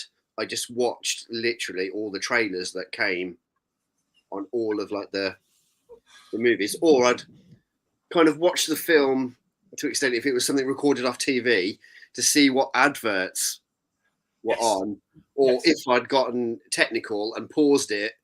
That's what I did. And then played and then hit pause again through the ad break if it was on ITV. So much. ITV1, just ITV. Oh, there was only one. There was only one. Or Central. Yeah. But no, so much of my life in my youth was sat there in front of the VCR, pressing pause, and then record. Once the ads had finished. Mm-hmm. Yeah, definitely. Because I remember like Doritos sponsoring movies, and they would literally it'd be famous people, but they'd replace the mouth. Yes. Remember? Oh, there was some good stuff back then. Nearly bought Sequest DSV complete series, then checked I already have it. It's not just me then. But let's talk about how wondrous Sequest DSV is. It was good. I think it's a wonderful show, very of its time. Yeah, capitalizing on the TNG and that kind of love for science fiction, but making it slightly more grounded in reality, having it on Earth but the uncharted bits of space, beautifully acted, bit of action, bit of romance. But it was TNG Under the Sea, wasn't it? Oh yeah. Yeah. Sequest DSV. That would have been my guess. TNG Under the Sea. No, Yeah. I loved it. I always seem to remember, though, whenever I think of it, my mind always goes to being a haunted ship episode. Mm-hmm. Yeah. That's the best episode. There are lots of different episodes of the things that would be very reminiscent of other things. Yeah, definitely. I didn't actually find what I was looking for. Daredevil. Daredevil, yeah, cool. Which I don't actually have on DVD, oddly. No, it's Electro I don't have on DVD, actually. Remember that one? No, but you're going to have to read the premise.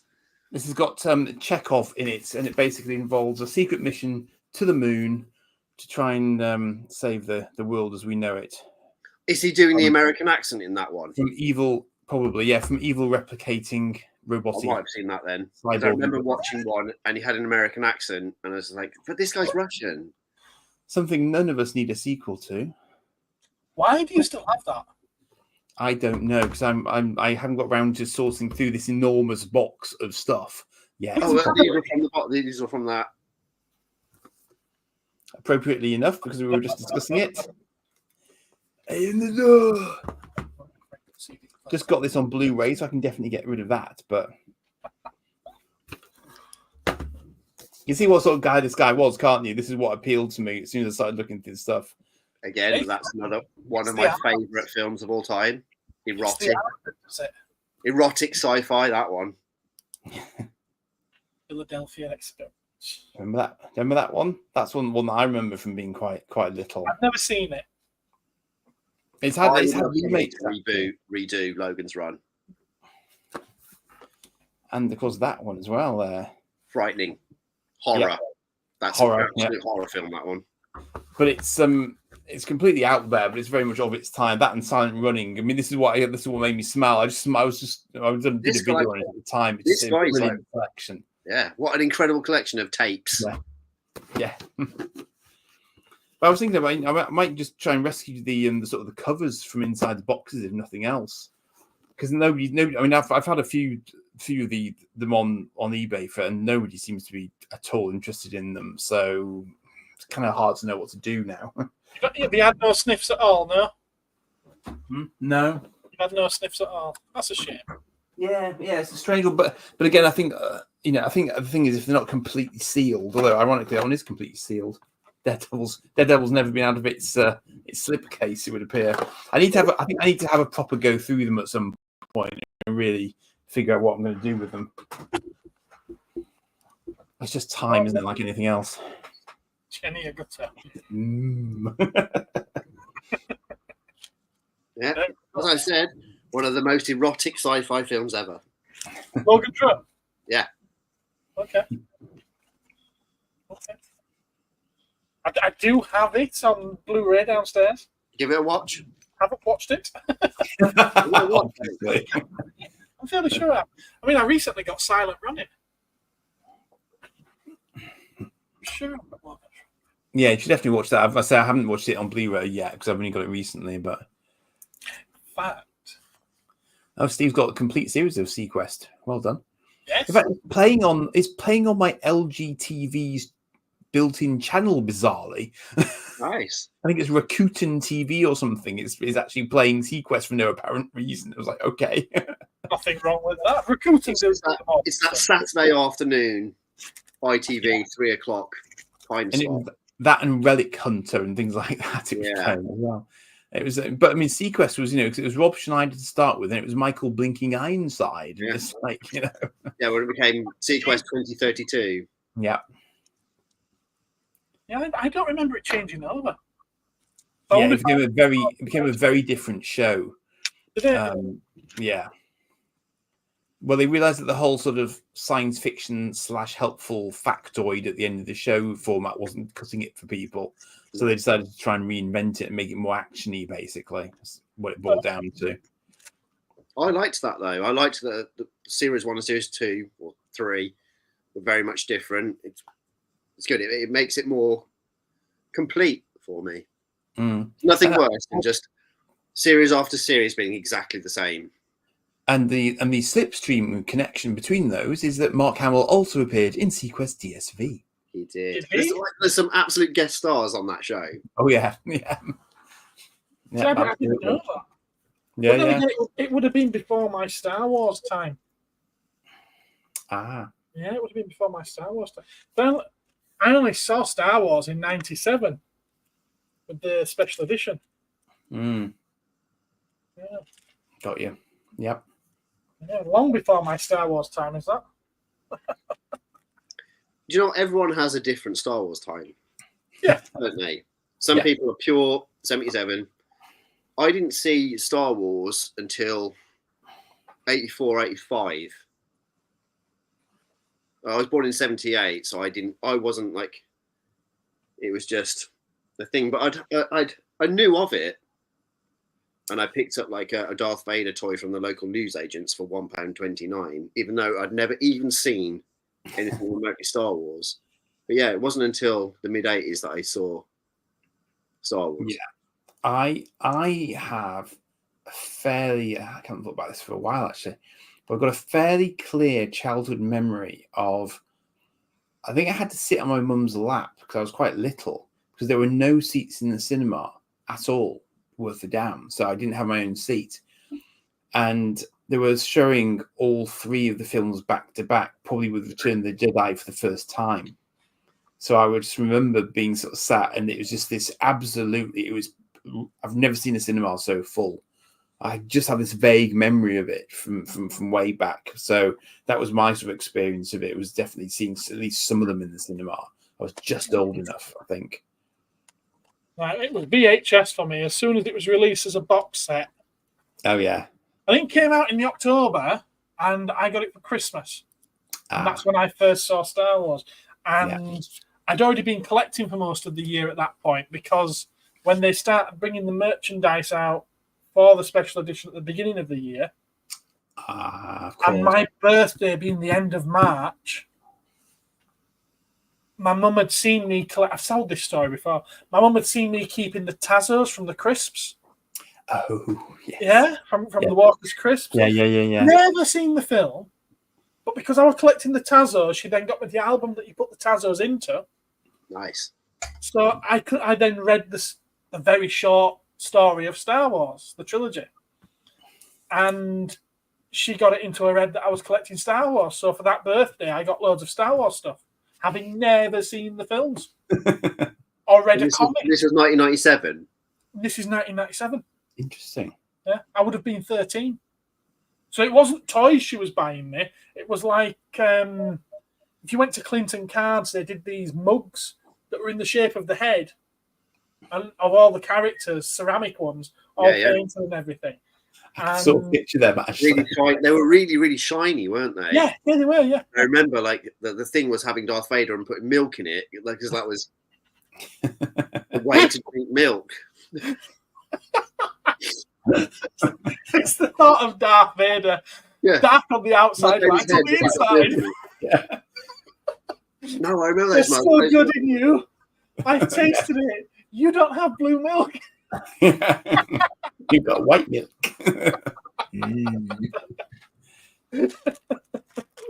I love it.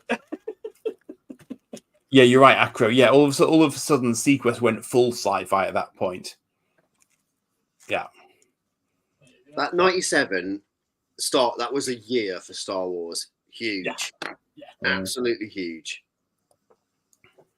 Movies back out on VHS. Yeah. In the cinema. Shadows of the Empire. A ton of novels and comics. In my box, in that big box downstairs, is a mouse mat that's got the newly crispy rendered X-wings on it from the special 3D ones. 3D I think it's like the yeah. Reticular. I have the entire set of those. Ah. There's quite a lot of them. Oh, look who's here!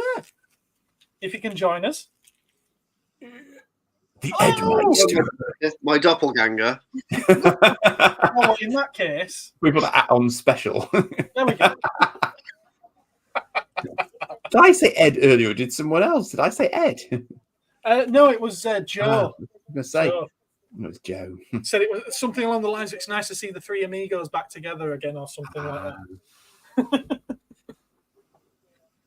Are you pretending to be frozen or are you just being silent on purpose? I'm just listening. He's a natural born arsehole, is Ed. So, did that come out? I think that's probably why I'm in such good company then.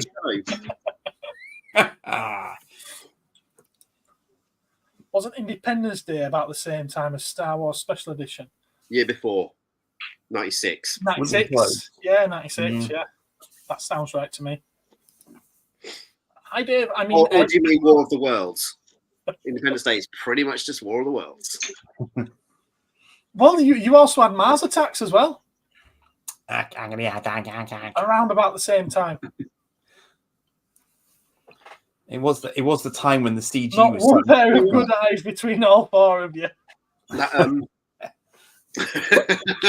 Yeah, we all wear glasses. This is what too much screen time will do to your eyeballs, kids. Yeah. And cool toys. Too much Spectrum 48K for someone. Probably too much N64 for me. Well, Micro for me. You just said N64 there, and that made there we are N64. Yep, I wasn't the queen. Other consoles are available. Yeah, it just made me doubt something I'd said to you, and that was because obviously the N64 was it 95 or 96? 96. It was 96, wasn't it? And I got it not too long after launch, and I got it with Shadows of the Empire. It was a launch title. Yeah, and fair enough. It wasn't a hand me down, but I took it over from my cousin, so I paid his catalogue bill, his instalments. What catalogue? I couldn't tell you because it was his grandma's catalogue that he got it out of. It could be Kay's, it could be Freeman's, or Great Universal, or something like that. I don't think I actually owned an N64 until sort of 99 or 2000. But I played it in game all the time. But that was in 97. So it just made me doubt myself when I said that I didn't see it until the special edition, which was 97. But no, when I got it, I had no idea what Shadows of the Empire was about. Right. You didn't realise it was the greatest thing to ever be done in Star Wars. And then I did see Star Wars, went back and played the game, and I'm like, this is brilliant. What didn't I like about it? What's going on, Ed? What's going on? I'm just trying to get rid of that. I'm trying to get rid of that light that's behind me. It's bugging me. I thought, and also, I'm not in the vault, am I? So no, you're not. No. I'm just trying to. Oh, it's not working. It's not working. That's good. That's all right. Works. You're well. It's all right. Yeah. But I'm not level. You're not level. Don't worry about it. Right, everyone, just turn a little bit, and then everybody at home, tilt your screen.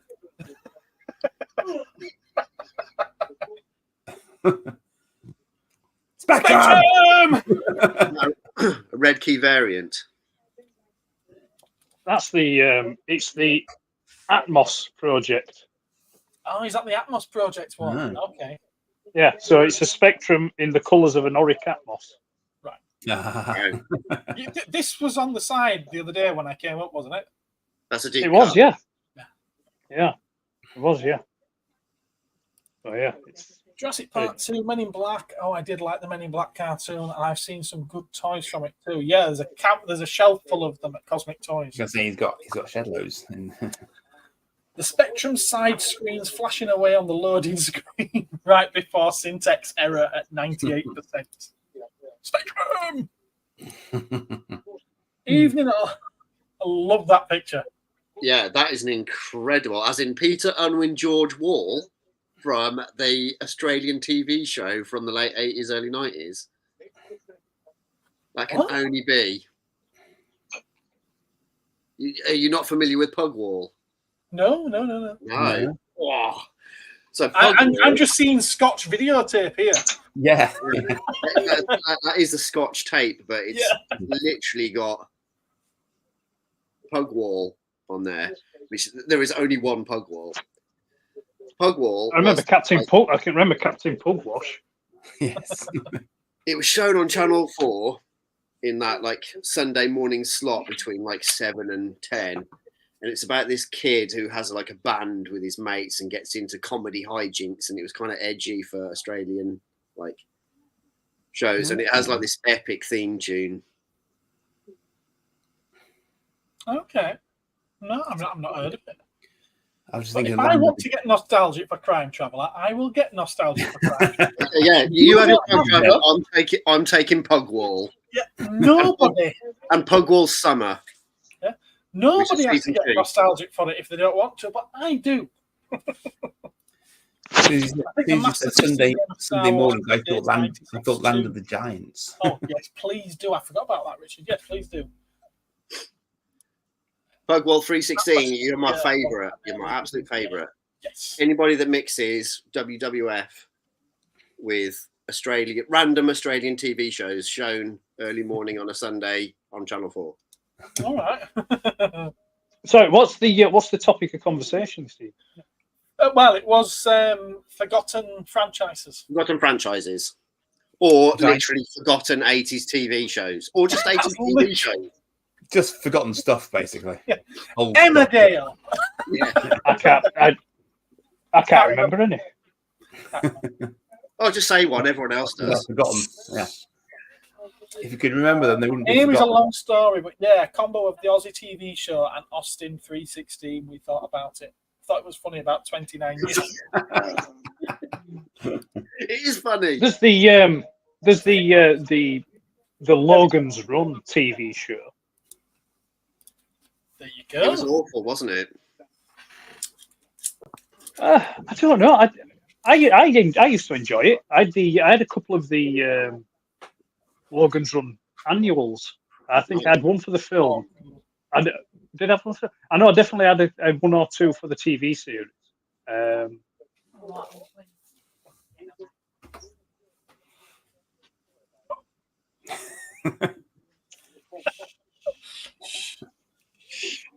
Doesn't want you on here. He doesn't want you associated with us. Oh, he's gone. He's gone. Sorry. Did you hear that? No. And we're not going to hear anything now because you muted. So there you go. Game over, man. Game over. Let's just do that until he's ready to come back. Fair enough. So, going back to forgotten franchises, I was a huge fan of the Planet of the Apes TV show. Oh, yes. Which was shown on Channel 4 Sunday mornings. Incredible. And they spliced some episodes to make longer TV movies. Is that what they did? Yeah. I've never I actually think it's only watched got about 12 or 13 episodes. But yeah, they spliced 3 or 4 episodes together to make TV movies. Yeah, I've never seen the TV show. Oh, it's incredible. It's really, really good. It's just, it feels familiar, and you're engaged with the characters from the first 5 movies, and it's a nice continuation. So I once set down the path of watching all the films, and I think I got as far as the 3rd one. Yeah. I don't think I made it onto the 4th. 4th is, I think, after the 2nd one, the 4th is the best one. It's basically just more about similarity to Black Rioting in the same time period. And then you can see that by the 5th one, the budget has completely gone. Yeah. But then you get the TV show, and it absolutely just brings it back in, and it feels like the first movie. But they really step back in kind of time with it, back to more of the original movie time of setting, isn't it? Yeah, so you'll see much more of New York. Right, okay. And much more of a civilization, so they really connect to it, and they're trying to build a computer to get themselves back to their time because they're finding little bits of the past. It's really good. Yeah, it's such a good watch. I used to love the Planet of the Apes TV series as a kid. Got a few of the Mega figures.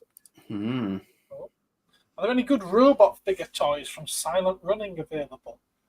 So there's robots in Silent Running. Okay. Now what? You've not seen Silent Running, have you? I've not seen it. No. Yeah. Yeah. No, there's 3 very famous. I won't say any more, but no. Okay. But I've seen models of them, but I think they were scratch built. Mm-hmm. I'm not sure I've ever seen any toy lines for it at all, actually. Somebody mentions... You both seem to be very edgy on that one when I mentioned there being robots in Silent Running. It kind of makes me feel like I've hit on a spoiler type thing just by mentioning robots from Silent Running. It's not a spoiler, no. It is. Okay. I don't like movies spoiled at all, so... Okay, fair enough. I'd like to protect you. Thank you. You know, the most recent of all the Godzilla films, that Hidden Empire, Godzilla Kong Hidden Empire. Mm-hmm. I was watching someone's spoiler-free review of it, and I'm glad that I watched it after I'd seen the film. Because it spoiled it. Yeah, well, it went in 5 minutes in to his 30-minute video. He started talking about Mothra being reborn in it. And I was like, Christ, if I hadn't already seen this, I would be absolutely livid that you've just mentioned that in a spoiler-free review. And someone on his panel, because there's a few of them talking together, went, "Oh, you shouldn't talk about that." He went, "Oh, come on, this is a Godzilla film. You can't spoil it." So why did you bother labeling it spoiler-free if you couldn't spoil it then? I don't know, but I never went on to watch his spoiler review because I thought, what's the point? So, yeah. Seems to be a slight breakdown in logic there somewhere. Yes, definitely. Somebody mentioned Nightmare earlier. Yes, the theme tune has just come to me. It was awesome for its time. Nightmare in general was awesome for its time. It was brilliantly done. I don't know if Ed's coming back on because his little icon's just disappeared now from the bottom of the screen. But no, I loved Nightmare as a kid. I really did. Acro, don't. No, la la la la la la. Don't look at it. Don't look at it. Do I not read this? I won't read this then. I won't read that. Acro. No. He's back. He's back. Oh. I'm back. He's back. He's leveling his back. Look. My eyes are trying not to go down to that corner of the screen where this comment is now. So naughty. I can't delete it. I would have forgotten that as well because I hadn't even watched it recently. Delete comment. I can delete it. There we go. I've deleted it. No offense, Dave, but if it's a spoiler, I don't want to see it. And yes, I know it's like a 75-year-old film now. Oh, sorry. Yeah, you're on about Silent Running. Yeah. Yeah. Don't say a word. Yeah, Huey, Dewey, and Louie. The three little robots. We're trying not to spoil it. Yeah. Rudy's being very hardcore about his spoiler rules, so we're Yeah, but I mean, sort of like acknowledging that there's robots in it isn't a spoiler because they're on the movie posters. I got shot down for mentioning the I robots. didn't even know that. I didn't know that. No, If I've no somebody idea. didn't know that, I don't even know what it's about. Well, right, if you spoil everything. Running, and I know it's a sci-fi Every film. movie. Apollo Creed Right, dies. Gareth. Come on. if you buy the DVD or Blu-ray, on the cover there will be three robots that you will see. He's kind of So it's not a spoiler. Yeah, I've got a spoiler. It's in space. See, the cover I've got shows someone in front of like a big metal building with grass in front of it. Can't say anything. I'm not telling you anything. No, it's not a metal building. This is But there is like a grass. spaceship or something then, but there's no robots on it anyway. Not deny, we're Tell saying you that nothing. much. But if you haven't watched it, then I don't know. I don't know if you'll like it, to be fair. Well, neither do I. I'll find out once I've seen it. Which at his current rate of consumption will be in about 5 years' time. So you could spoil it for me and then I'll forget. Trust me to screw the pooch for everyone. Ed, Yeah, I think. there's bolts of bacon. Hey, listen, bacon is. Oh. Bacon's good. Oh, Darth Vader's old dad. Oh, wait, okay, he's vanished. No, Have you just detached Rudy? I haven't. There we go. Hey, back. He's back. Cool. Yeah, there was a mighty, like, I remember. like clap of thunder. Oh. All right. It's quite calm out here. Yeah. Yeah, I know. Like, the weather's meant to change down south in a couple of days. I would like to see some blue sky at some point this week. I really would. It's getting boring now. I think I'm going to go because since I come on, you've lost 8 viewers. No, it's just getting late now. Getting I towards haven't even been paying attention to how many viewers we've had. No, me either. Yeah, well, when I came on, you had 22. You're now down to 14. Oh well, you must smell. I think that's what it might be. It might be.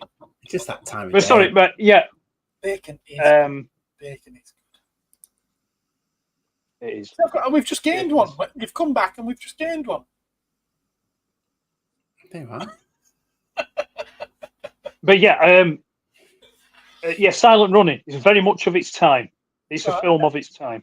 Yeah, it's Bruce Dern. He's the father of Laura Dern. You know, in Jurassic Park. Yeah. Okay. Yeah. Have you seen a film called The Burbs? No. No, you haven't seen that. That's Right, Tom Hanks. Bruce. That's Tom Hanks one. That is Tom Hanks. Yeah, yeah. Well, Bruce Dern's in that as well. Okay, cool. Very cool. But Andy came with lots of DVDs and Blu-rays to show us. Have we got anything else that needs to be shown? You said you didn't have anything to show, didn't you, Rudy? Yeah, but you will need to Google it to show the viewers. Okay, then I will get Google. So this is a totally forgotten toy line for sure, and it is called the Tacky Stretchoid Warriors. Tacky Stretchoid Is that CKY? Warriors. Google should find it. Yeah, Google will find it. I've never seen them before. Yeah. I've never seen them. Mission accomplished. They kind of look a little bit awesome. Yeah, they do. Share I never got one in the day, and I wish I had. I used to go on holiday Yeah. to this same tiny little town in South Devon called Salcombe, That and looks there was incredible. an incredible toy shop there. And we always used to go the last week of July, first week of August, which tied in with my birthday. So I took birthday money with me, and I would always kind of just middle of the week buy a toy in the middle of my holiday. And they had these here. And when I went on the Saturday to go to the toy shop to buy it, they had all gone. And all I saw was kids running around the little town, the little village, with their 99 ice cream and a tacky Stretchoid Warrior in their hand. And You know what they're screaming out to me? Do you remember those tacky figures that were stretchy? You'd throw them at the wall and then they would flip. They'd flip down. Yeah. It just looks like they've given Same technology. them armor. They've given them Sometimes armor. you get like one of these rubbery hands that's on a handle and you throw it. It's that are inside and then they're covered in armor. And there was like, it's all swords. So like there'd be a medieval knight, there'd be a samurai, there'd be like a ninja, and they're really cool, but they're completely forgotten and rare as hell now. Like loads of them, like I thought they were American, but they must be Japanese Bandai. Yeah, loads of, like, I've spoken to other toy collectors, like high profile YouTubers, and they have I have no idea what these are. Totally forgotten. I like that. High profile YouTubers. So not us. Yeah, I didn't want to name drop. I didn't want to name drop. I mean, he speaks to Dan all the time. There's one that I remember from childhood. Well, there's two. One's not particularly forgotten because I do have one, and I'm sure other people out there do have them as well. But there's Action Jacks. Yep. Oh yeah. Which are kind of a copy of the Matchbox figures. The line that I forgot what the original toy line was called, but they're based off them. But then the other one it's a similar thing to what Rudy was saying. Is things you can throw out a window and when you go away on holiday or you go to the coast for the day, there used to be these, and they were kind of like Action Jacks in that they came in a kind of like a small cardboard box, but they were robots, and they were all plastic, but the arms clipped on, the legs clipped on, and then the feet clipped on to a little ball joint at the bottom of the legs, and then the head was hollow, and as it slotted onto the body, there was a tab on the top of the shoulders, and as you slotted, and because the eyes and the mouth section were hollow, so you'd be able to see the colour through the head. And they did a whole different range of them, but I can't for the life in me remember what they were called. I can see what they look like, and I'm pretty sure in my old box of Lego, along with my little mini vehicles from the God Phoenix, which I still need to try and sort out for Andy. Cool. There's a spare arm or two in there from these robot things. All right. Yeah. Okay. But where they clip onto the shoulders, it was like those pin tabs. So actually, no, I won't do it that way. I just realised what we're doing there. We were like those two pronged tabs. Yeah. And then when you push on, it springs out and holds them on. That's how they. It what? Sorry. It's after 9 o'clock. I know, but I don't wish to be misconstrued. Double entendres abound. So yeah, there's those. But yeah, if anyone can tell me what they were called from that really, really vague, horrible and vague description. That's going to be late 70s, early 80s. Oh, it'd have probably been. It would have been back end at 70s, early 80s. Would that? The thing is with like Going toy age. shops at that time is they were just keeping everything on the shelf for years and years and years. Oh yeah. Yeah, there were. Yeah. Never Well, I mean, know. that's the thing. When you used to go to the seaside. You've just described Cosmic Toys. Well, no, that's the thing. You know, when you go to the seaside, that's what those kind of shops were. You know, the seaside shops. Outside, they'd have all the bouncy balls and the inflatables and the saucy postcards and things like that. And then inside, you'd have like, boxes of the kites in, the buckets and spades. And then they'd have like a selection of toys. I mean, I always remember Perranporth from in Cornwall, down Cornwall, sorry. And there was a shop there. It wasn't specifically a toy shop, but it was like a newsagent, sort of like mini-mart, things like that. Yeah, it's kind of like an everything shop. Every British seaside town is required by law to have an emporium of that nature. They actually exist outside the normal space-time continuum, which is why you find relics in them so frequently. Yeah, and I remember it would have been about 82, 83, probably maybe more 83, summer of 83.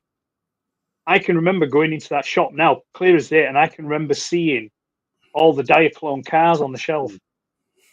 So it's like, Liga and Meester and, the Fair Ladies, the Datsuns and things like that. And so looking at them, and I mean, the boxes were lovely. I love the old Diaclone boxes. And then and Poppy stuff. There were loads of Poppy stuff, like the God Phoenixes and stuff like that, and the Voltrons and things, whatever they were, the robots and things. And then when Transformers came out, these Diaclones were still on the shelf. And I can remember as a kid looking at them thinking, oh, they're just copying Transformers, not having a clue, about its lineage. You assume that they're the knockoffs. Yes, yeah. It's just absolutely, because it was that particular shop that I got my God Phoenix from as a kid. I loved shops like that growing up. Yeah. Absolutely loved them. Because, you'd find stuff, even in like 1987, like 88, I was like 10 years old, and I loved going into stores like that because you'd see toys from like 1982, 83 still on the pegs or on the shelf because they were just off in the way. Yeah, waiting to be bought. There was another one in Perranporth as well, and funnily enough, it was across the road from this one. And it was more of a kind of like a bricky-bracky kind of trinket gift shop at the front. At the back end of the shop, it was like a surf shop, so you could buy surfboards and wetsuits and things like that. But the middle section was toys, but it was all like die-cast. So things like no Matchbox or anything like that. It was all like European stuff, like Siku and things like that, Burago and Polistil, like those kind of things. And there were some really, really nice, because I can remember from that same shop getting it was a blue Volvo Globetrotter F12, but it was like it was like a short back trailer then with a pull trailer, drag trailer on, and it had a little crane at the back, and it built this modular garage, petrol station garage. Wow! And it was, like I say, it was Siku, which I think it's a German brand. I think it is Siku. But there's the name escapes me. I'd have to go and look, but I can't where I am at the moment. But there's someone that I follow on Instagram, and it's a German toy shop, and all they do is diecast stuff. And their shop is just like the way it's presented and things are displayed. It's just like this old shop used to be in Perranporth. And it's like, it looks lovely. Let's go now. Let's go now. Hey, listen. I know exactly what I'd love to go. Referred to there. It's like those videos you used to get in homeware shops where they constantly show how brilliant this cucumber slicing machine was. Yeah. And they'd be on like this infinite loop, But so no, it's. Dave was asking if anyone. What are you doing, Gareth? I know what they were. Long furry seahorse thing with a wire on its nose that you could wrap around chair legs and things. They were crap. They were crap. They were. Come on. I bet you they were like £1 as well. And it cost Yeah, I know. Yeah, they were. Yeah, well, like attached with like a thin fuzzy fishing line. Yeah. It was like a little fuzzy thing with like on a fishing line, and you could wrap it around and pull it, and it's sort of like crap. yeah, and then there was always the plastic parachutist with the thin plastic parachute that you throw up and the wind would just carry off, into the sea or something. And then you've always when you visited the seaside, you always had to get the bag of soldiers, plastic soldiers. I also remember the metal springs that go down the stairs. Slinkies, yeah. Which is a brand. Slinkies are actually a brand, isn't it? That's,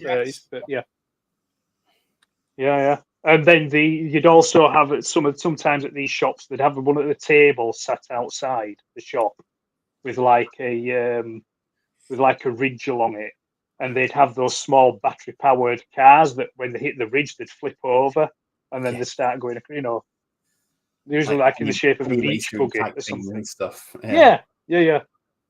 Right.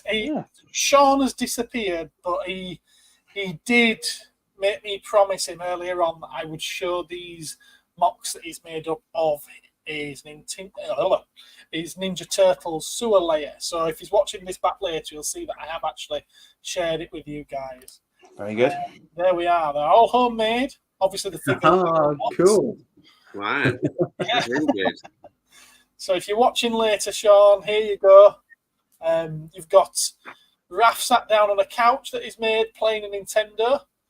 Brilliant. And I do believe that on the TV that's there, he's playing the Turtles arcade game. Very meta. Yeah. Would that be the impossible one on the NES? Yes, that's the one. That's the one. Yeah. And I believe he's got a turtle-shaped rug there. Turtle shell-shaped rug. Yep. Donnie at his computer. Brilliant. And yeah, Mikey's putting that Mikey or Raph putting out the trash. So there you are, Sean. You know what? That puts the Blue Peter one to absolute shame. That Blue Peter one was poor. Inspiring to make your own, but their version of it was terrible. Which is a shame because their Tracy Island is epic. I've got a couple of show and tells. Go on then. Go on. So as part of a gratuitous plug for my new and upcoming playlist that I'm working on.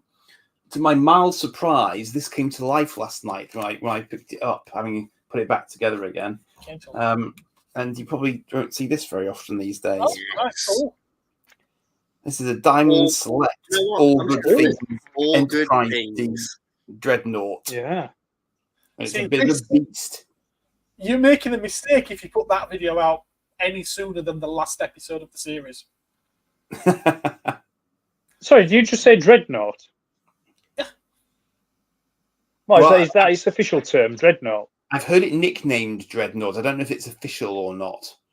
Right. But I've seen it on merchandise. Yeah, God, that's incredible. It's a bit of a beast. But now it actually works. Red alert.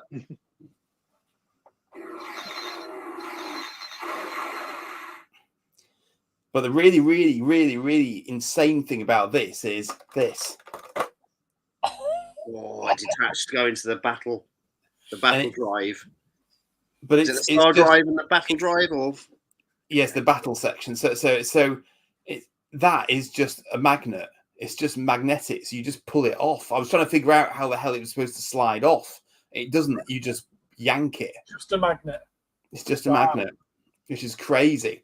And you never see this in the series. You never see it doing just the battle section in the series because it doesn't need to. It's kicking bottom by itself. After season 1, detaching is forgotten. Yeah. Well, it'll be a retool of the mold of the first one, which obviously they did that for the first one. Oh, so didn't they? Yanks together like that. Don't they do the source of separation in Best of Both Worlds? They do. Part 2. Yeah.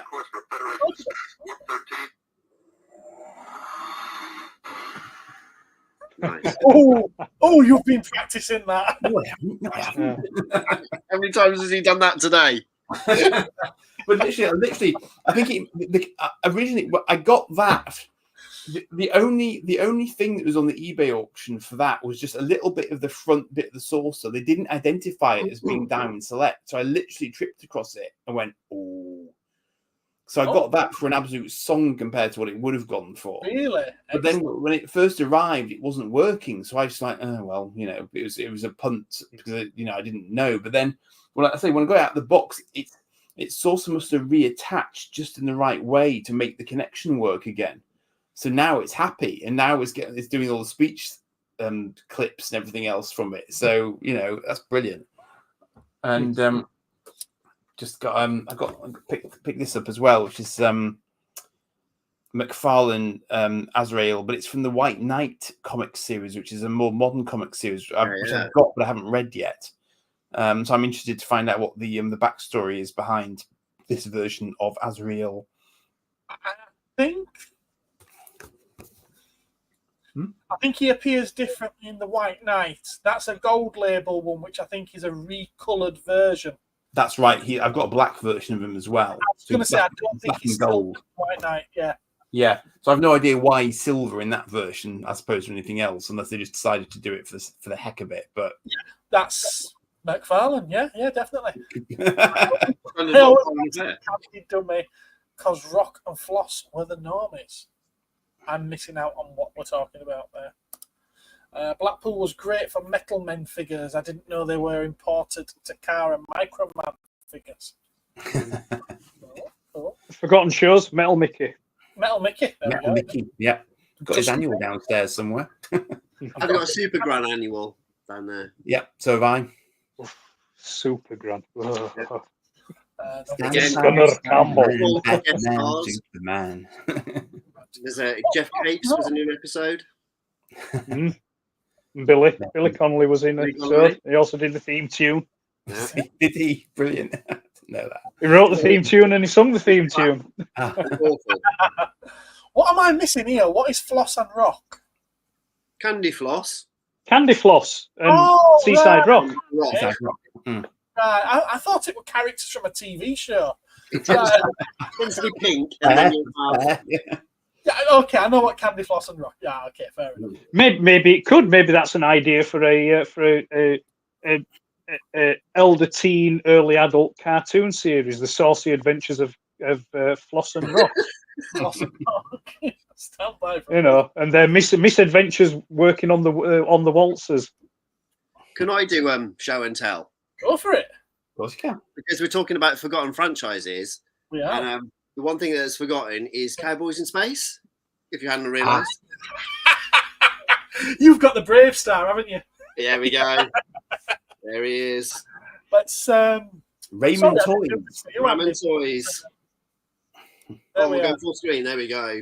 There you go. So yeah, this thing is absolutely epic. It's incredible. It's very cool. He's actually got a bit of a Guardians of the Galaxy gun going on. I forgot about his gun, actually. That was quite a big selling point, wasn't it, for the toys? Yeah. Very cool. Very cool. He's got like toe articulation, which you don't get on figures at the end of the day sometimes, and it makes a huge difference, especially from where they were a couple of years ago with their Centurions. Right. This is incredibly. Are they going to do? I've forgotten his name. The horse. Yeah, 30. And he's like fully compatible, so he can be done as a horse and transform. Yeah, well, that's the thing. I'm surprised I forgot the name because it was only a couple of days ago. I was watching a YouTube video that it was like a retrospective, and it was about Brave Star. And I can't remember who it was, but they spent about maybe it's probably about 5 minutes, maybe. It's 5 minutes longer than what it should be, but they started discussing how problematic they felt that Brave Star rode. Was it 230? They call him 30. 30-30, yeah. That he, like, he turned into a horse and he rode him, and they found that really problematic. And it's like, well, it's his sidekick. They're partners. They're partners. Yeah. Yeah. But then again, I suppose you could say it'd be like Han riding Chewie, wouldn't it? I see it more in keeping with Michael Knight driving. I was literally going to say. Yes. Yeah, it is. Yeah. Yes. Definitely. Yeah. I mean, no, it's or He-Man riding Cringer and Battlecat. Yeah, that's a good analogy. Yeah. Yeah. So yeah, I think it's. I mean, I didn't see the problem with it, and I'm sure kids didn't see a problem with it when they were watching the cartoon. But I just couldn't figure it out. 5-year-olds don't think like that. Carl Weathers. No. That's your marshal there. Carl Weathers in space. Yeah. I did get a bit enthusiastic about, because Ramen Toys announced that they're doing Gotchaman. Yeah.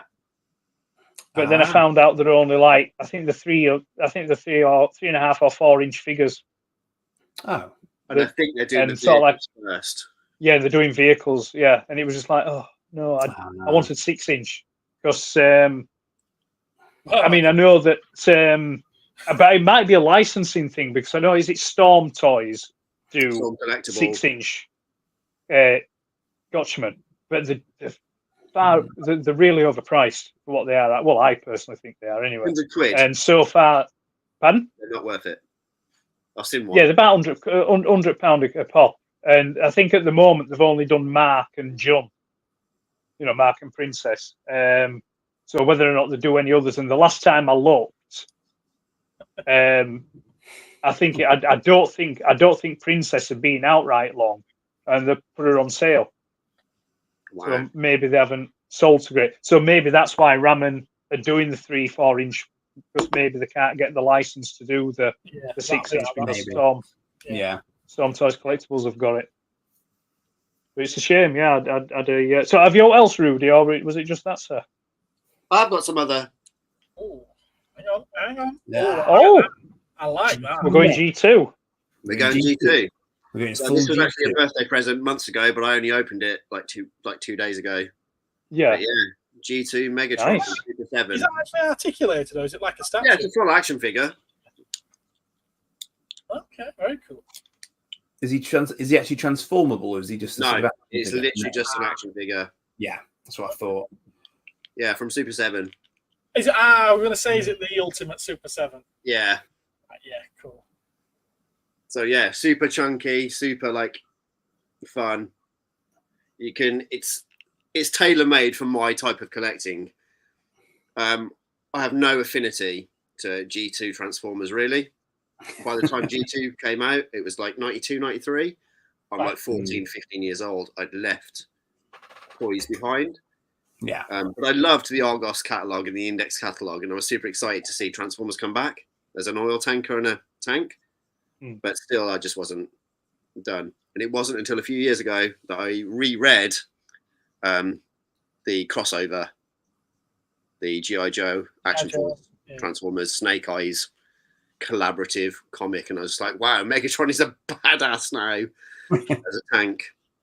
And I got absolutely hooked on it. Otherwise, I would never have picked up anything to do with G2. But yeah, loads of fun. It's an incredible comic. I wish I'd read it back in the day.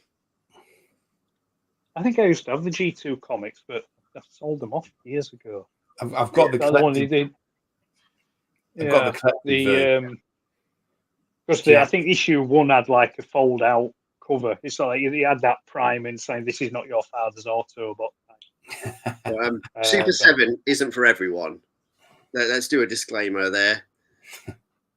It's 5 POA really, but in a big scale. But what they do is they give you an absolute ton of accessories, and then you can tailor it to how you want it. So I've got a mixture of toy aesthetic and comic aesthetic mixed together to give me exactly what I want in a. To be fair though, I mean, I was looking at. I don't know if it's up for pre-order yet, but I don't think I'm going to bother pre-ordering it because it won't fit in with anything. But I saw that Super 7 are doing, I think, 6-inch scale red laser from Action Force, They are. and it looks really, really tasty. But So, it's like it's Usually, not going to fit in with anything. the advice I'd say to people is if you're interested in Super 7, don't buy them when they come out. Every Super 7 I've got has been on clearance. My mum got me that for my birthday. I know what she paid for it. And I know that she did not pay full price. But yeah, you wait until they're on clearance, because ultimately they go on clearance. Cobra Commander I got 15 quid less. That one I got 20 quid less. The only one that you probably need to buy is the Action Force one that you just mentioned, because so many people are talking about it because it's super desirable. It's the only way to kind of get an Action Force red. Yeah, character. And also I quite liked the escape armor that they did. That's super nice. excited But when I again, saw it's that the other day. But I think I'll pass on them. I'll let them be out there and be enjoyed by others. But yeah, I saw them and I thought, yeah, no, I'm gonna have to pass on that. I don't think you would like the Ultimates, to be fair. No, they're not for you, Ed. I don't think they're not. Knowing you, not for you, Ed. No. I don't think you'd get the enjoyment out of it as from what you like in terms of Transformers. Are they as articulated as a classified? No, absolutely not. Oh, They're right, basically an upscale 3 3/4 figure. Are they? Yeah, pretty right. much. You got right, because I'm pretty sure that that's about it. The pictures, the pictures I've seen on the internet, I'm sure they've got it in poses. You can, but not. There is some posability. They did, compared to say like McFarlane and Classified. Yeah. No. Because they did a repaint of Destro into Red Jackal. Mm-hmm. Right. But yeah, they're going on that nostalgia vibe. Yeah. Even in terms of articulation. I mean, really, what we need quite well. We need someone. We need a supplier here in the UK to do the is it Fresh Monkey Fiction?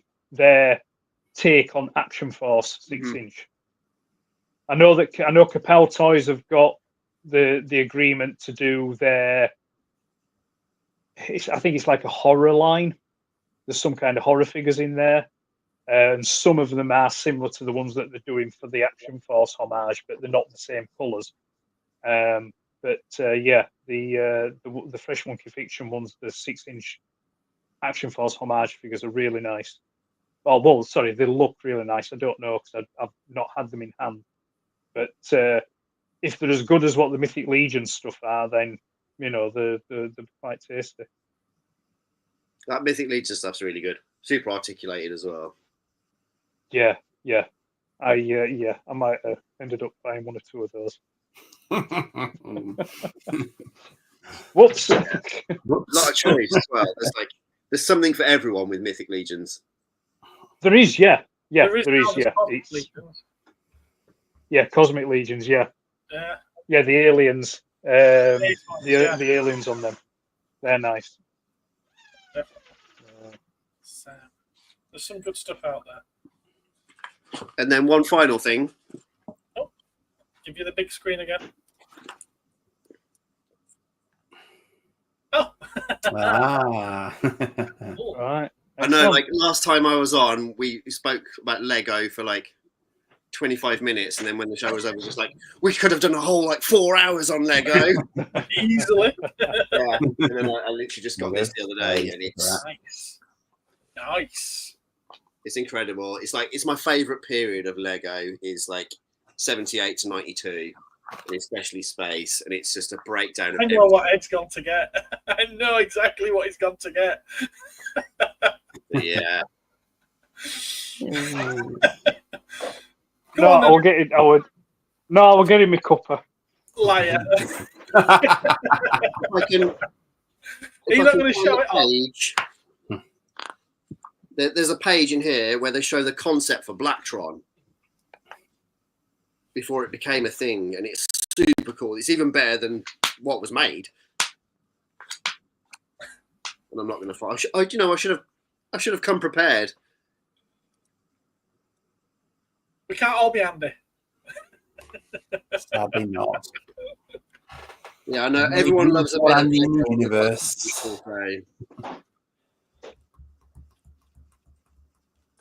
Can't make you believe we're on 2 hours and 15 minutes. This is quite long for us these days. It is, yeah.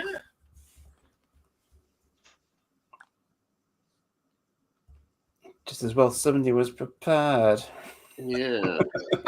You made us look awful. Yeah. Bookmark. Talk amongst yourselves. Yeah, talk amongst yourselves. Yeah. Yeah, talk about. So for Rudy's next birthday, for Rudy's next birthday, he's getting a bookmark for his next birthday. Oh, I found it. I'm getting a hologram bookmark. So, Oh, wow. Right. Oh, that is what Blacktron was originally concepted as. Yeah. More Yeah, insect-like. that's nice. I want that now. So that's like 1986. That's So yeah, super cool. I wish it had stayed like that, but I wouldn't have known that until I got this almanac. Can you get me the part numbers, please? Good work. I'm sure that's a thing somewhere. I'm sure it is. Somebody somewhere will have done that. Future monorail, shit. Yeah. Pre Blacktron, incredible. I joke. The monorail is legitimately one of the best sets ever made. Pretty awesome. But yeah. Oh wow, this Lego is awesome. Why have we been talking so much about other crap for the last hour? Why have we gone about forgotten stuff? We should just talk about Lego. Next time I'm on, it's a Lego show. Forgotten Lego. So when I said I was thinking mostly of my contribution to the chat. Ed is now recreating Space Camp. Yeah, let's put Eddie on big then. He's Oh, you got to do sound effects like Andy. There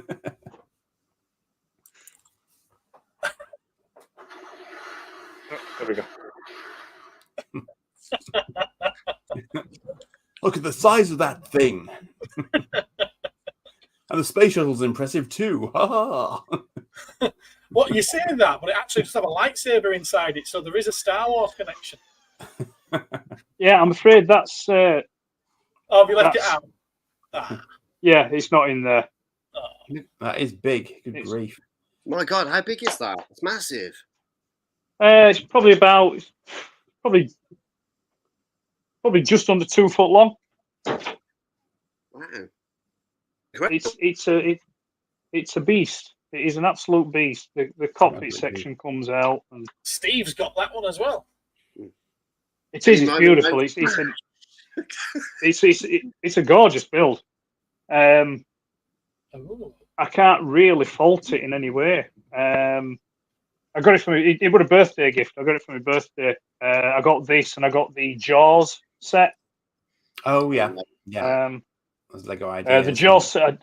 I built the Jaws set, had it up for a week, and then I dismantled it and put it away. I don't want to take this one down. I want to see if I can try and get a case or something for it. It's just too nice. Is this? Half of it is about the build. Yeah. Like when I built Benny's spaceship, I wanted to go really, really slowly because I was absolutely cherishing that moment. The fact that it was tied to the movie, it was themed on Space Lego, my favorite, and it was just an absolute joy. And I hadn't built something for years. Then go and do a full Space Lego. Yeah, it's half of it is about the build. And then this also came in. Oh, where you got that from? Yeah, wonder where. I wonder where. That little shop in Cornwall. Yes. Yes. Yes. Magic Square, Light of Peace, MSO2 EX. Beauty. Absolute beauty. Yeah, it's very nice. Very nice. At the moment, I'm trying to hunt down the MSO2 TC, the toy version one. But yeah, so this came in on Monday. So very nice. Hand delivered. It was hand delivered. Yes, it was hand delivered. And then there was 2 other things that I got, which I'm looking at them now. I can see them over there. I shall go get them in a second. You know, sometimes when you sort of like as us collectors do, you sort of like something comes across your either whether it be your social media feed or you're just browsing somewhere and you see something and you just like get completely distracted, and before you realize it's too late and you're like, oh right, I've done a thing. Well, yeah, these two are what that is. These two things I did always have in the back of my mind of picking up at some point, but I wasn't particularly in any rush to do it. I thought there's plenty of time. I'll get round to it when I get round to it. But it was one of those laid in bed, late on a night, waiting to fall asleep, browsing. Something comes in your feed, and then, like I said, before you know it, you're like, oh, right, okay. So I'll go get them. Now that I've built it up. Now you built it up, yeah.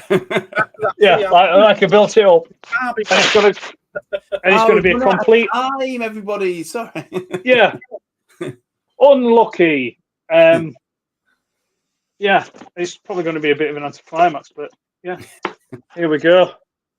Oh wow. Cool. You already had these. Multi-pack. You already had these, didn't you? Yeah, I've got these. No. I have the original on Palatoy 12 card backs. No, yeah, but it was kind of like the plan was that I eventually wanted to pick these up at some point so I could have them loose on the shelf. You know, for the sort of like for the playability, the fiddle about factor kind of thing, yeah. And it was like, it's what? Sorry, you're going to be so disappointed. No, I'm not. I've already opened them up. Right? They don't even hold the Yeah, gun. I've already up. I know they don't. But that's why the toy gods invented blue tack. Or carbonite, one of the two. Yeah. That's why the toy gods invented blue tack. So yeah, it was just like, I was like, oh, what have you done? What have you done? But then it was just like, oh, it'll be right. It'll be right. And I've opened them up in a way so that should I wish to at some point, I can reseal them on the card. But yeah, it's just like, I've got a 3PO. Well, I mean, I'd still have my original 3PO from the 70s, but it's just that I've got one here that I can mess about with and not worry about breaking.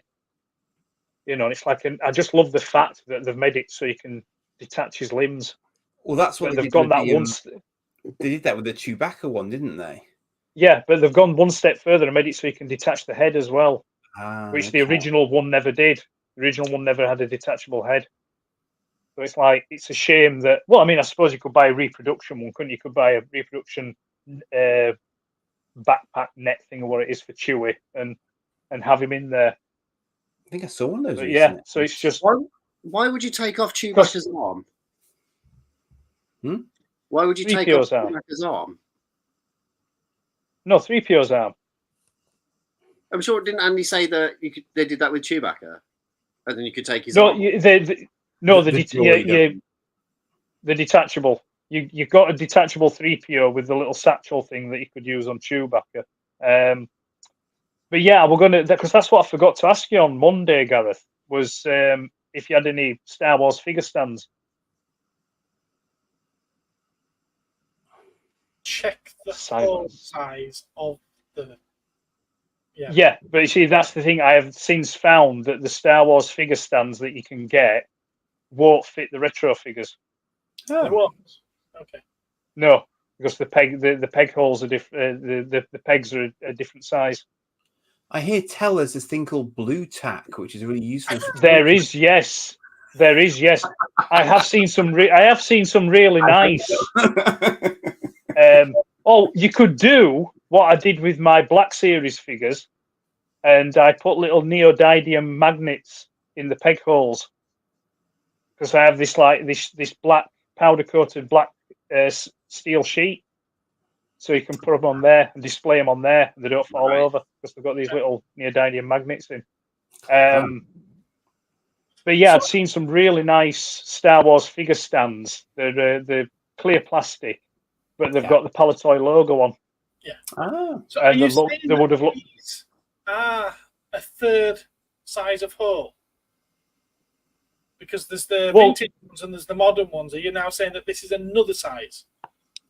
Well, what it was, I contacted 3 people about the figure stands, and everyone said that these retro Star Wars figures, the holes in the feet won't fit the Star Wars figure stands that's out, for the 3 3/4 figures. I've got some spare stands around. I can't remember. I'm just trying to think now what they said. I can't remember if they said that the peg holes in these feet are too big for the pegs on the figure stands, or if it's the other way around, the pegs are too big for the holes. I've got a funny feeling that they've been trying them with modern figure stands. Right. Modern and vintage are 2 different sizes, and I would imagine they're vintage sized. These vintage size. Yeah, I think I've got a Chewbacca one at the shop, so I'll try it with the stand. Right. Well, have you got some loose retro? I think I've got a Chewbacca one at the shop. Yeah. Right. So it was. Oh my God! You killed 3PO. You. Bastard. And Yes, as we're looking at them. Steve was saying that you can get a display stand on Etsy for your spaceship, and the Hubble telescope stand comes with it as well. All right, very good. Yeah, because I was thinking about this the other day. Because when these Star Wars figures came through, like of the first 12, I had them all apart from I didn't have a Leia, I didn't have a Jawa, and I didn't have the Death Squad Commander. But I had the others. But then I remember, I think it was one of the videos I did for Collector's Archive ages ago. You can take me off big screen if you want. I've finished showing there. Run about Star Wars, and it on there, and incorrectly as well, I said that I never owned a Princess Leia figure, but I did because I had Boosh. Yeah, I had Boosh, which never, because obviously when I was a kid playing with the Star Wars figures, the mask always stayed on. There you go. So I never really. So, but what do I say, a Boosh, or do I say a Breen? Breen from Star Trek. LOWBOT's saying that he's got the retro figures and he's got no issue with the stands. Right. Cool. Cool. So I think that they will fit on vintage stands, vintage Star Wars figure stands. Right. Cool. I'll look into that then. Yeah, because these ones that I saw, because I don't like the round ones.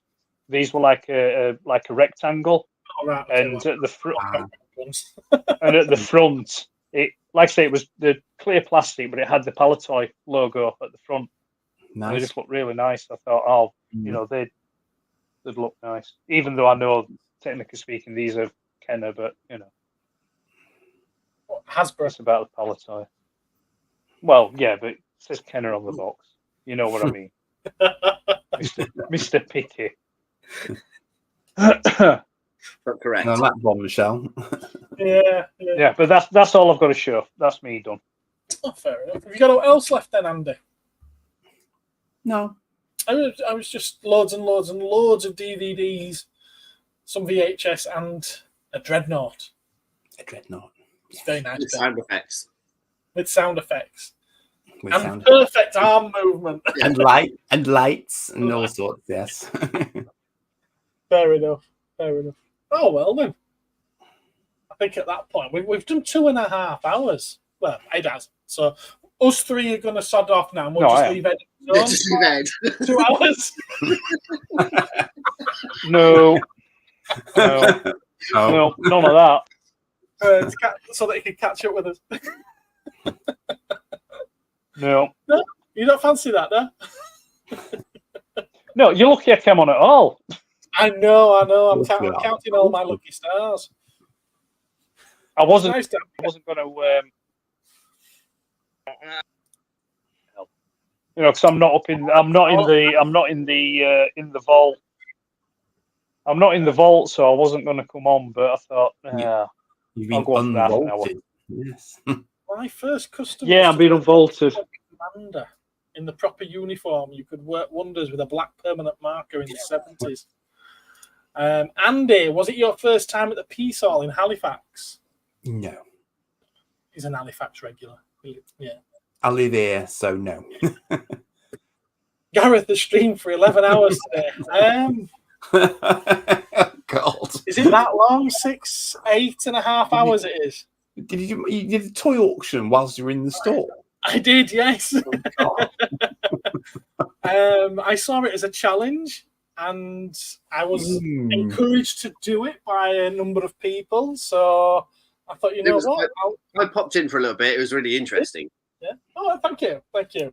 I thought I'll give it a try, and it's going to do one of either two things. Either people are going to enjoy it, or I'm going to crash and burn, and I'm not going to know which one until it's done. So I did it, and yeah, I crashed and burned. The one takeaway was, why did the guy not do that Turtles as one lot?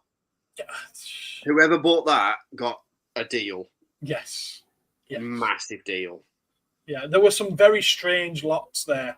I don't know if you saw those ones near the beginning where they were just really weird mixes.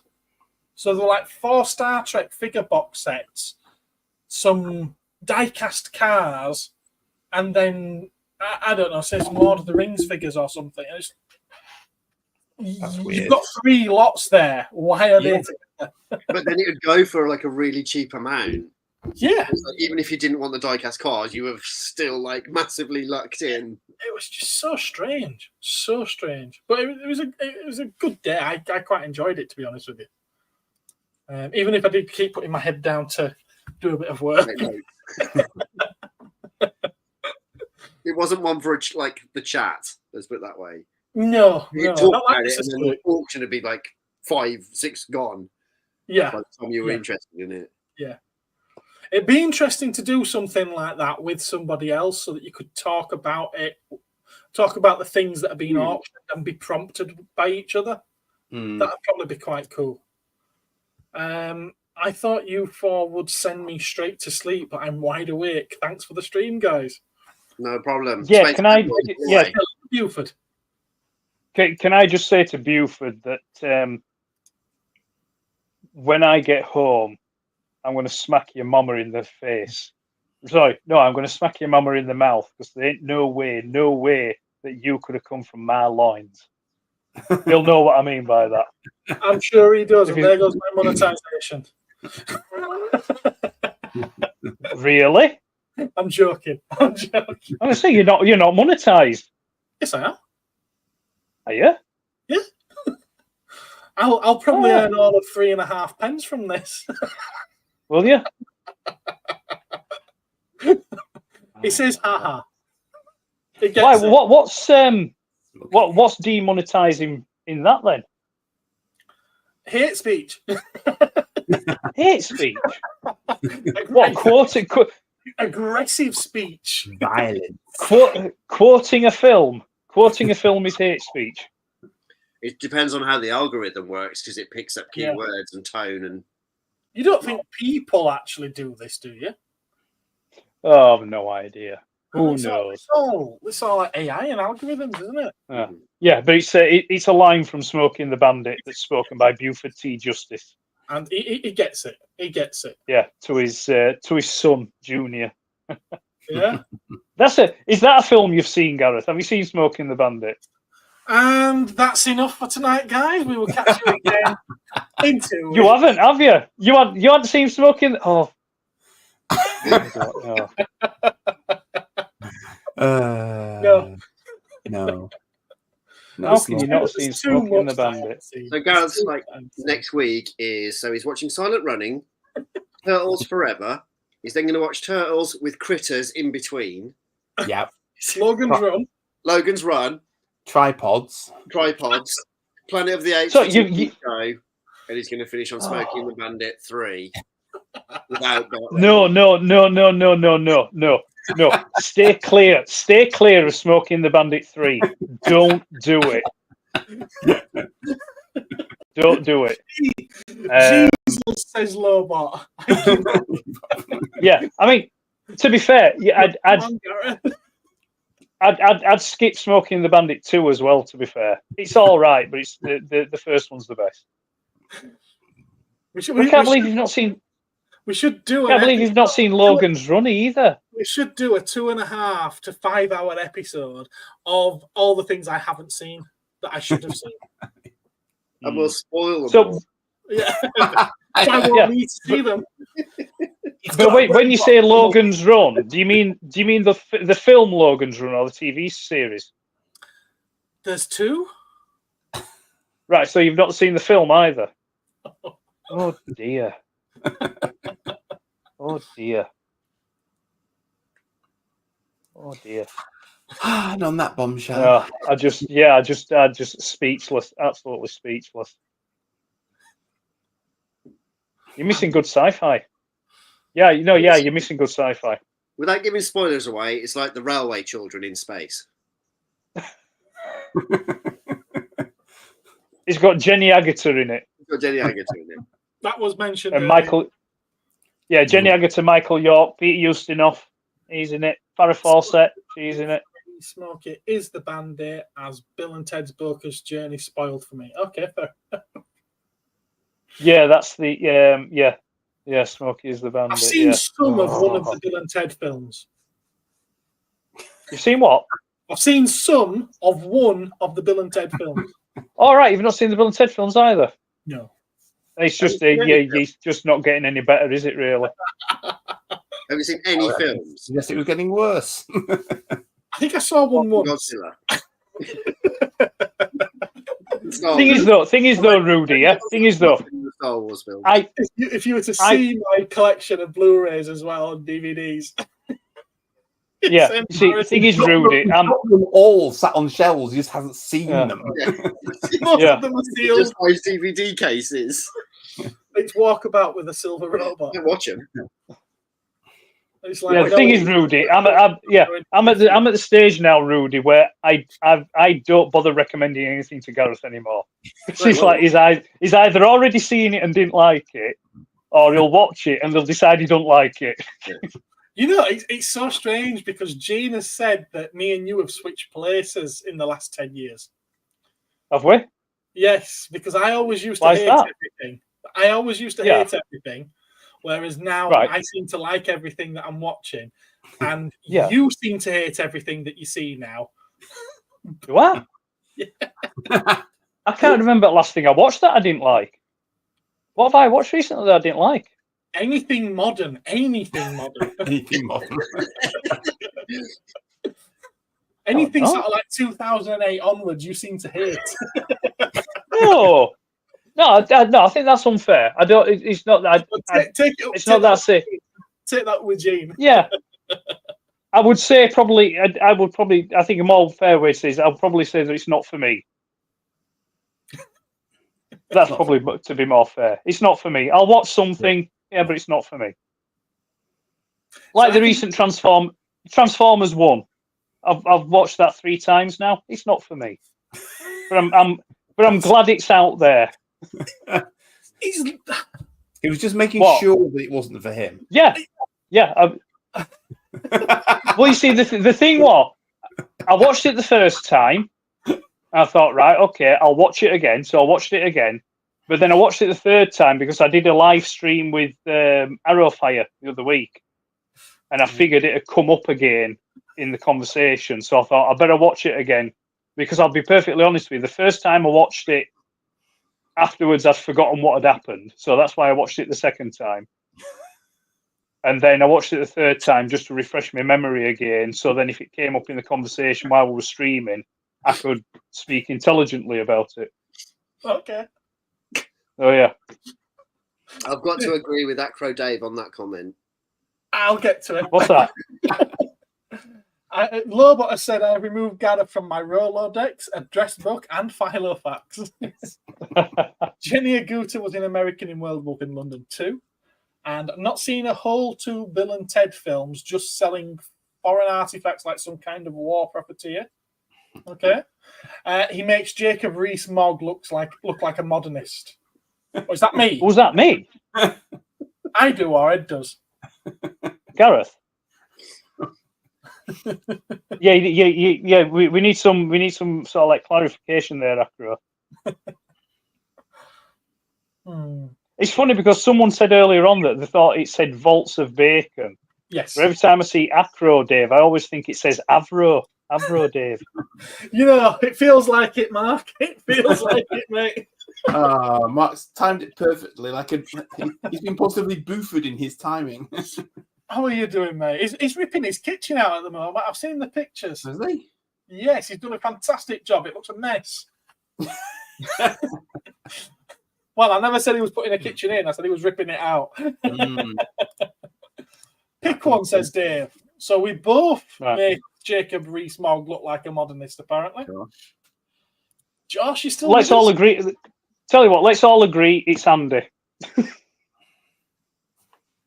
He probably looks we'll more like pick on Andy. Rees-Mogg. The answer is always Andy. So what's the question? All else fails, blame Andy. I can take it. I've got broad shoulders. It's fine. Fair enough. So I've just. Is that the Enterprise D that's on your picture? The cutaway. Oh, you are out of tune, aren't you? You really are out of touch. Been out of jail for What? It's had about 6 weeks now. 7 weeks. Has it? Yeah. I don't do YouTube anymore, do I? Bye then. See ya. Told you. Told you. Mark's putting the new one in next week. The new kitchen. Awesome stuff. Awesome stuff. Hey everyone. Hi, Mark. Gareth is somewhat disappointing after tonight. Don't worry, Dave. I mean, Ed. I had no expectations, but I'll take your side for the time being. Well, I'm so sorry that I've disappointed you all. Just because I haven't seen certain films. Or any. Oh, I have seen some. I've seen Young Sherlock Holmes. I went to cinema to see that. Young Sherlock. Yeah, but you're old. Seeing I've seen Doctor Who and the Daleks. Which one? I didn't go to see the cinema to see that. Well, there's Doctor Who and the Daleks, and there's Daleks Peter 2050 AD. Yeah, the Peter Cushing one. Yes. Love that one. Both of them are that's a Christmas favourite, that is. Yeah. The build up to Christmas. yeah. That. It's always on at Christmas. Because the Daleks look like Christmas trees. They're that shiny and sparkly with baubles on. Why have you got to ruin everything?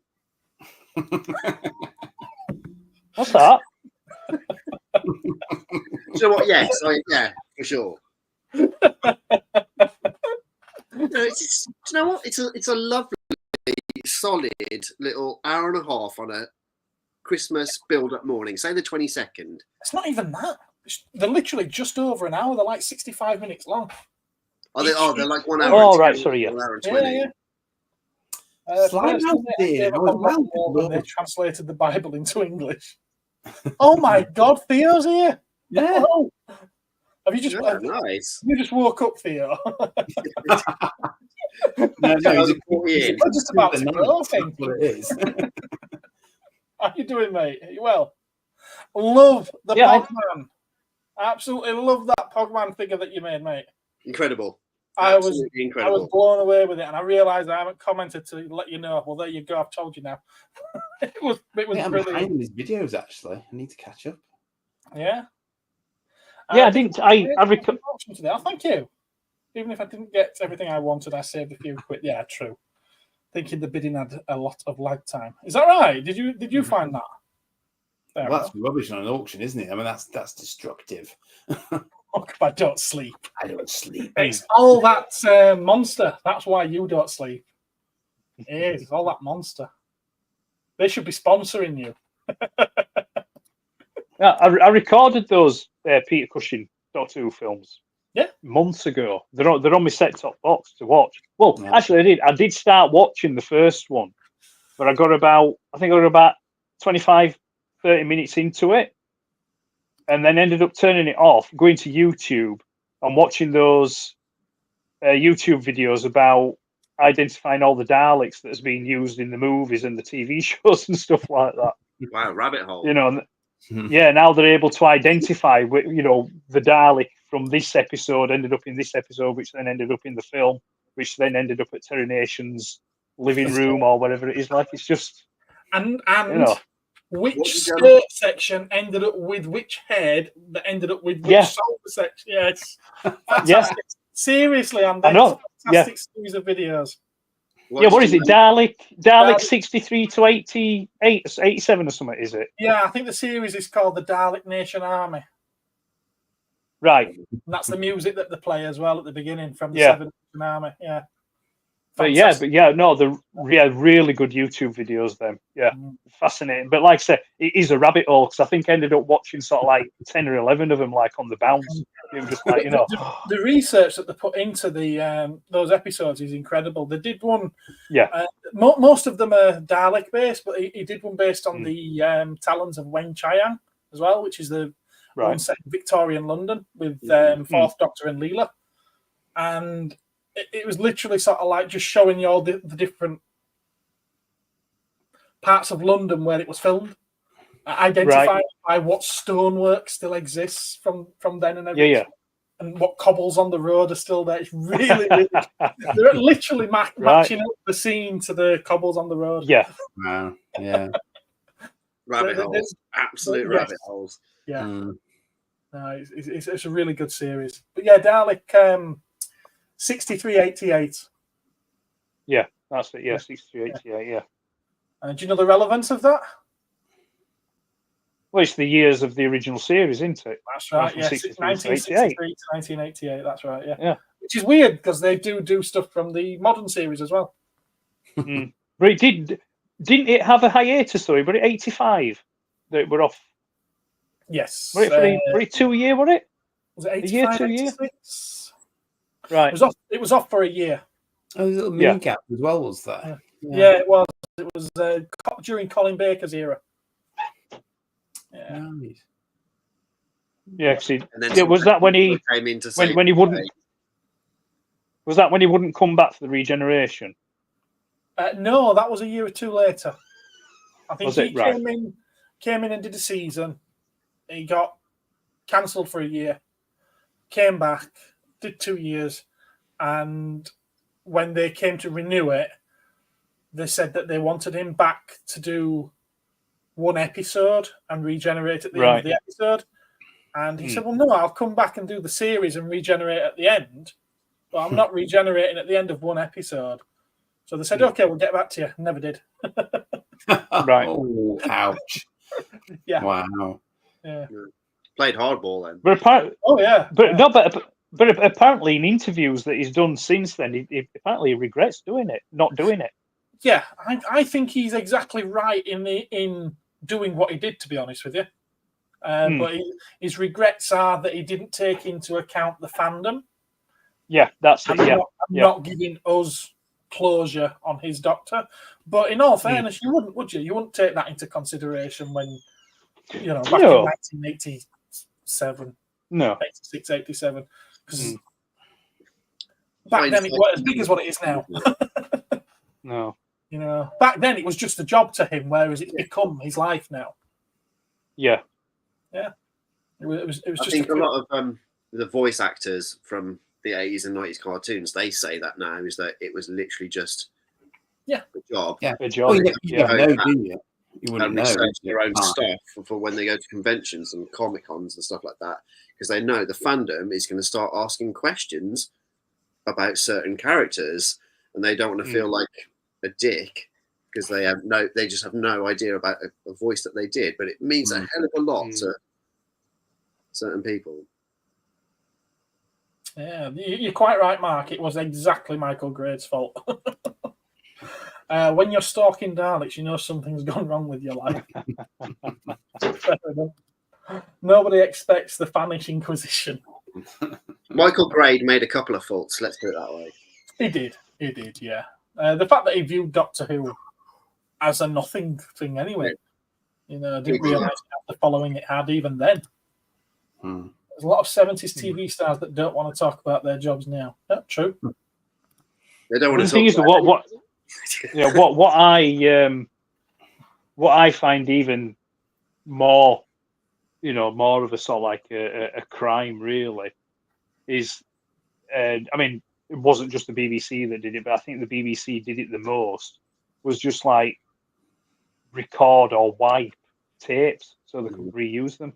So there's like, there's like quite a few TV series from like the 60s, 70s, and even some from the early 80s that are just gone.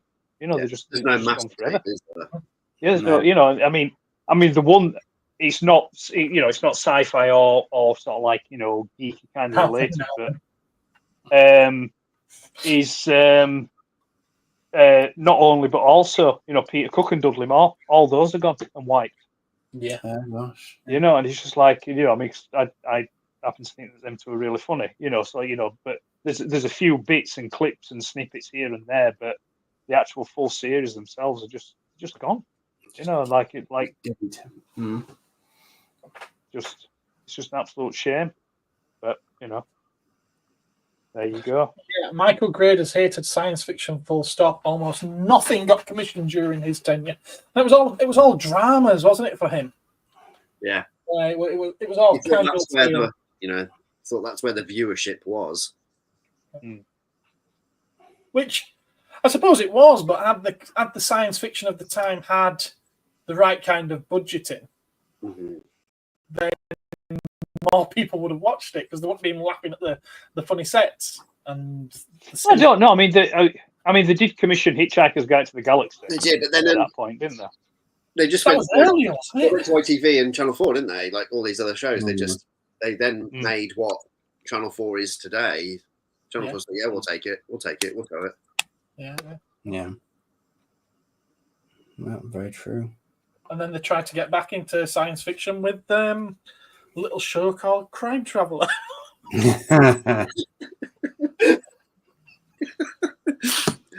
Oh, do you know what? When we finish this, I know that illegal website to download. You do a reaction video to Gareth. Failed EastEnders actors. Luckily, Derek Clive survived. Yes, Derek and Clive did survive, and I bet that's one that you've not seen, Gareth. Derek and Clive. No, I'm not. Who are Derek and Clive? It's Peter Cook and Dudley Moore. It was basically Derek and Clive were two characters that they did on record, like audio recordings. But I think the one that Brooks Collectibles chap will be referring to is they went into a recording studio and they actually filmed it, and it is hilarious. I mean, I can tell you absolutely nothing about it on here because you would get absolutely obliterated. But it is, there is a lot of stuff that they talk on there that's sort of like, I won't say close to the bone, it's actually through the bone and on the other side. Okay. But it is funny. It is funny. Fair enough. Marcus was saying, wasn't Hitchhiker's a Radio 4 series first?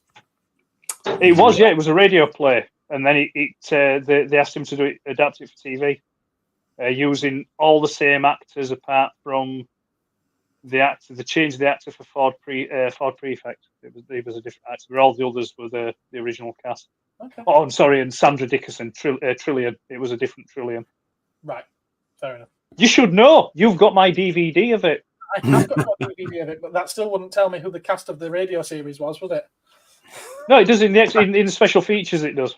And you think I'm going to watch the special features when I haven't watched the main thing yet? Come on now, Edward. No. You're going to be too busy watching Crime Travellers. Crime Traveller. Yeah. I hadn't lent it to a friend and not got it back. Any sci-fi that did get commissioned was lazy and unimaginative, so people didn't watch, and then they said it proved that people don't like sci-fi. Beyond the Bone.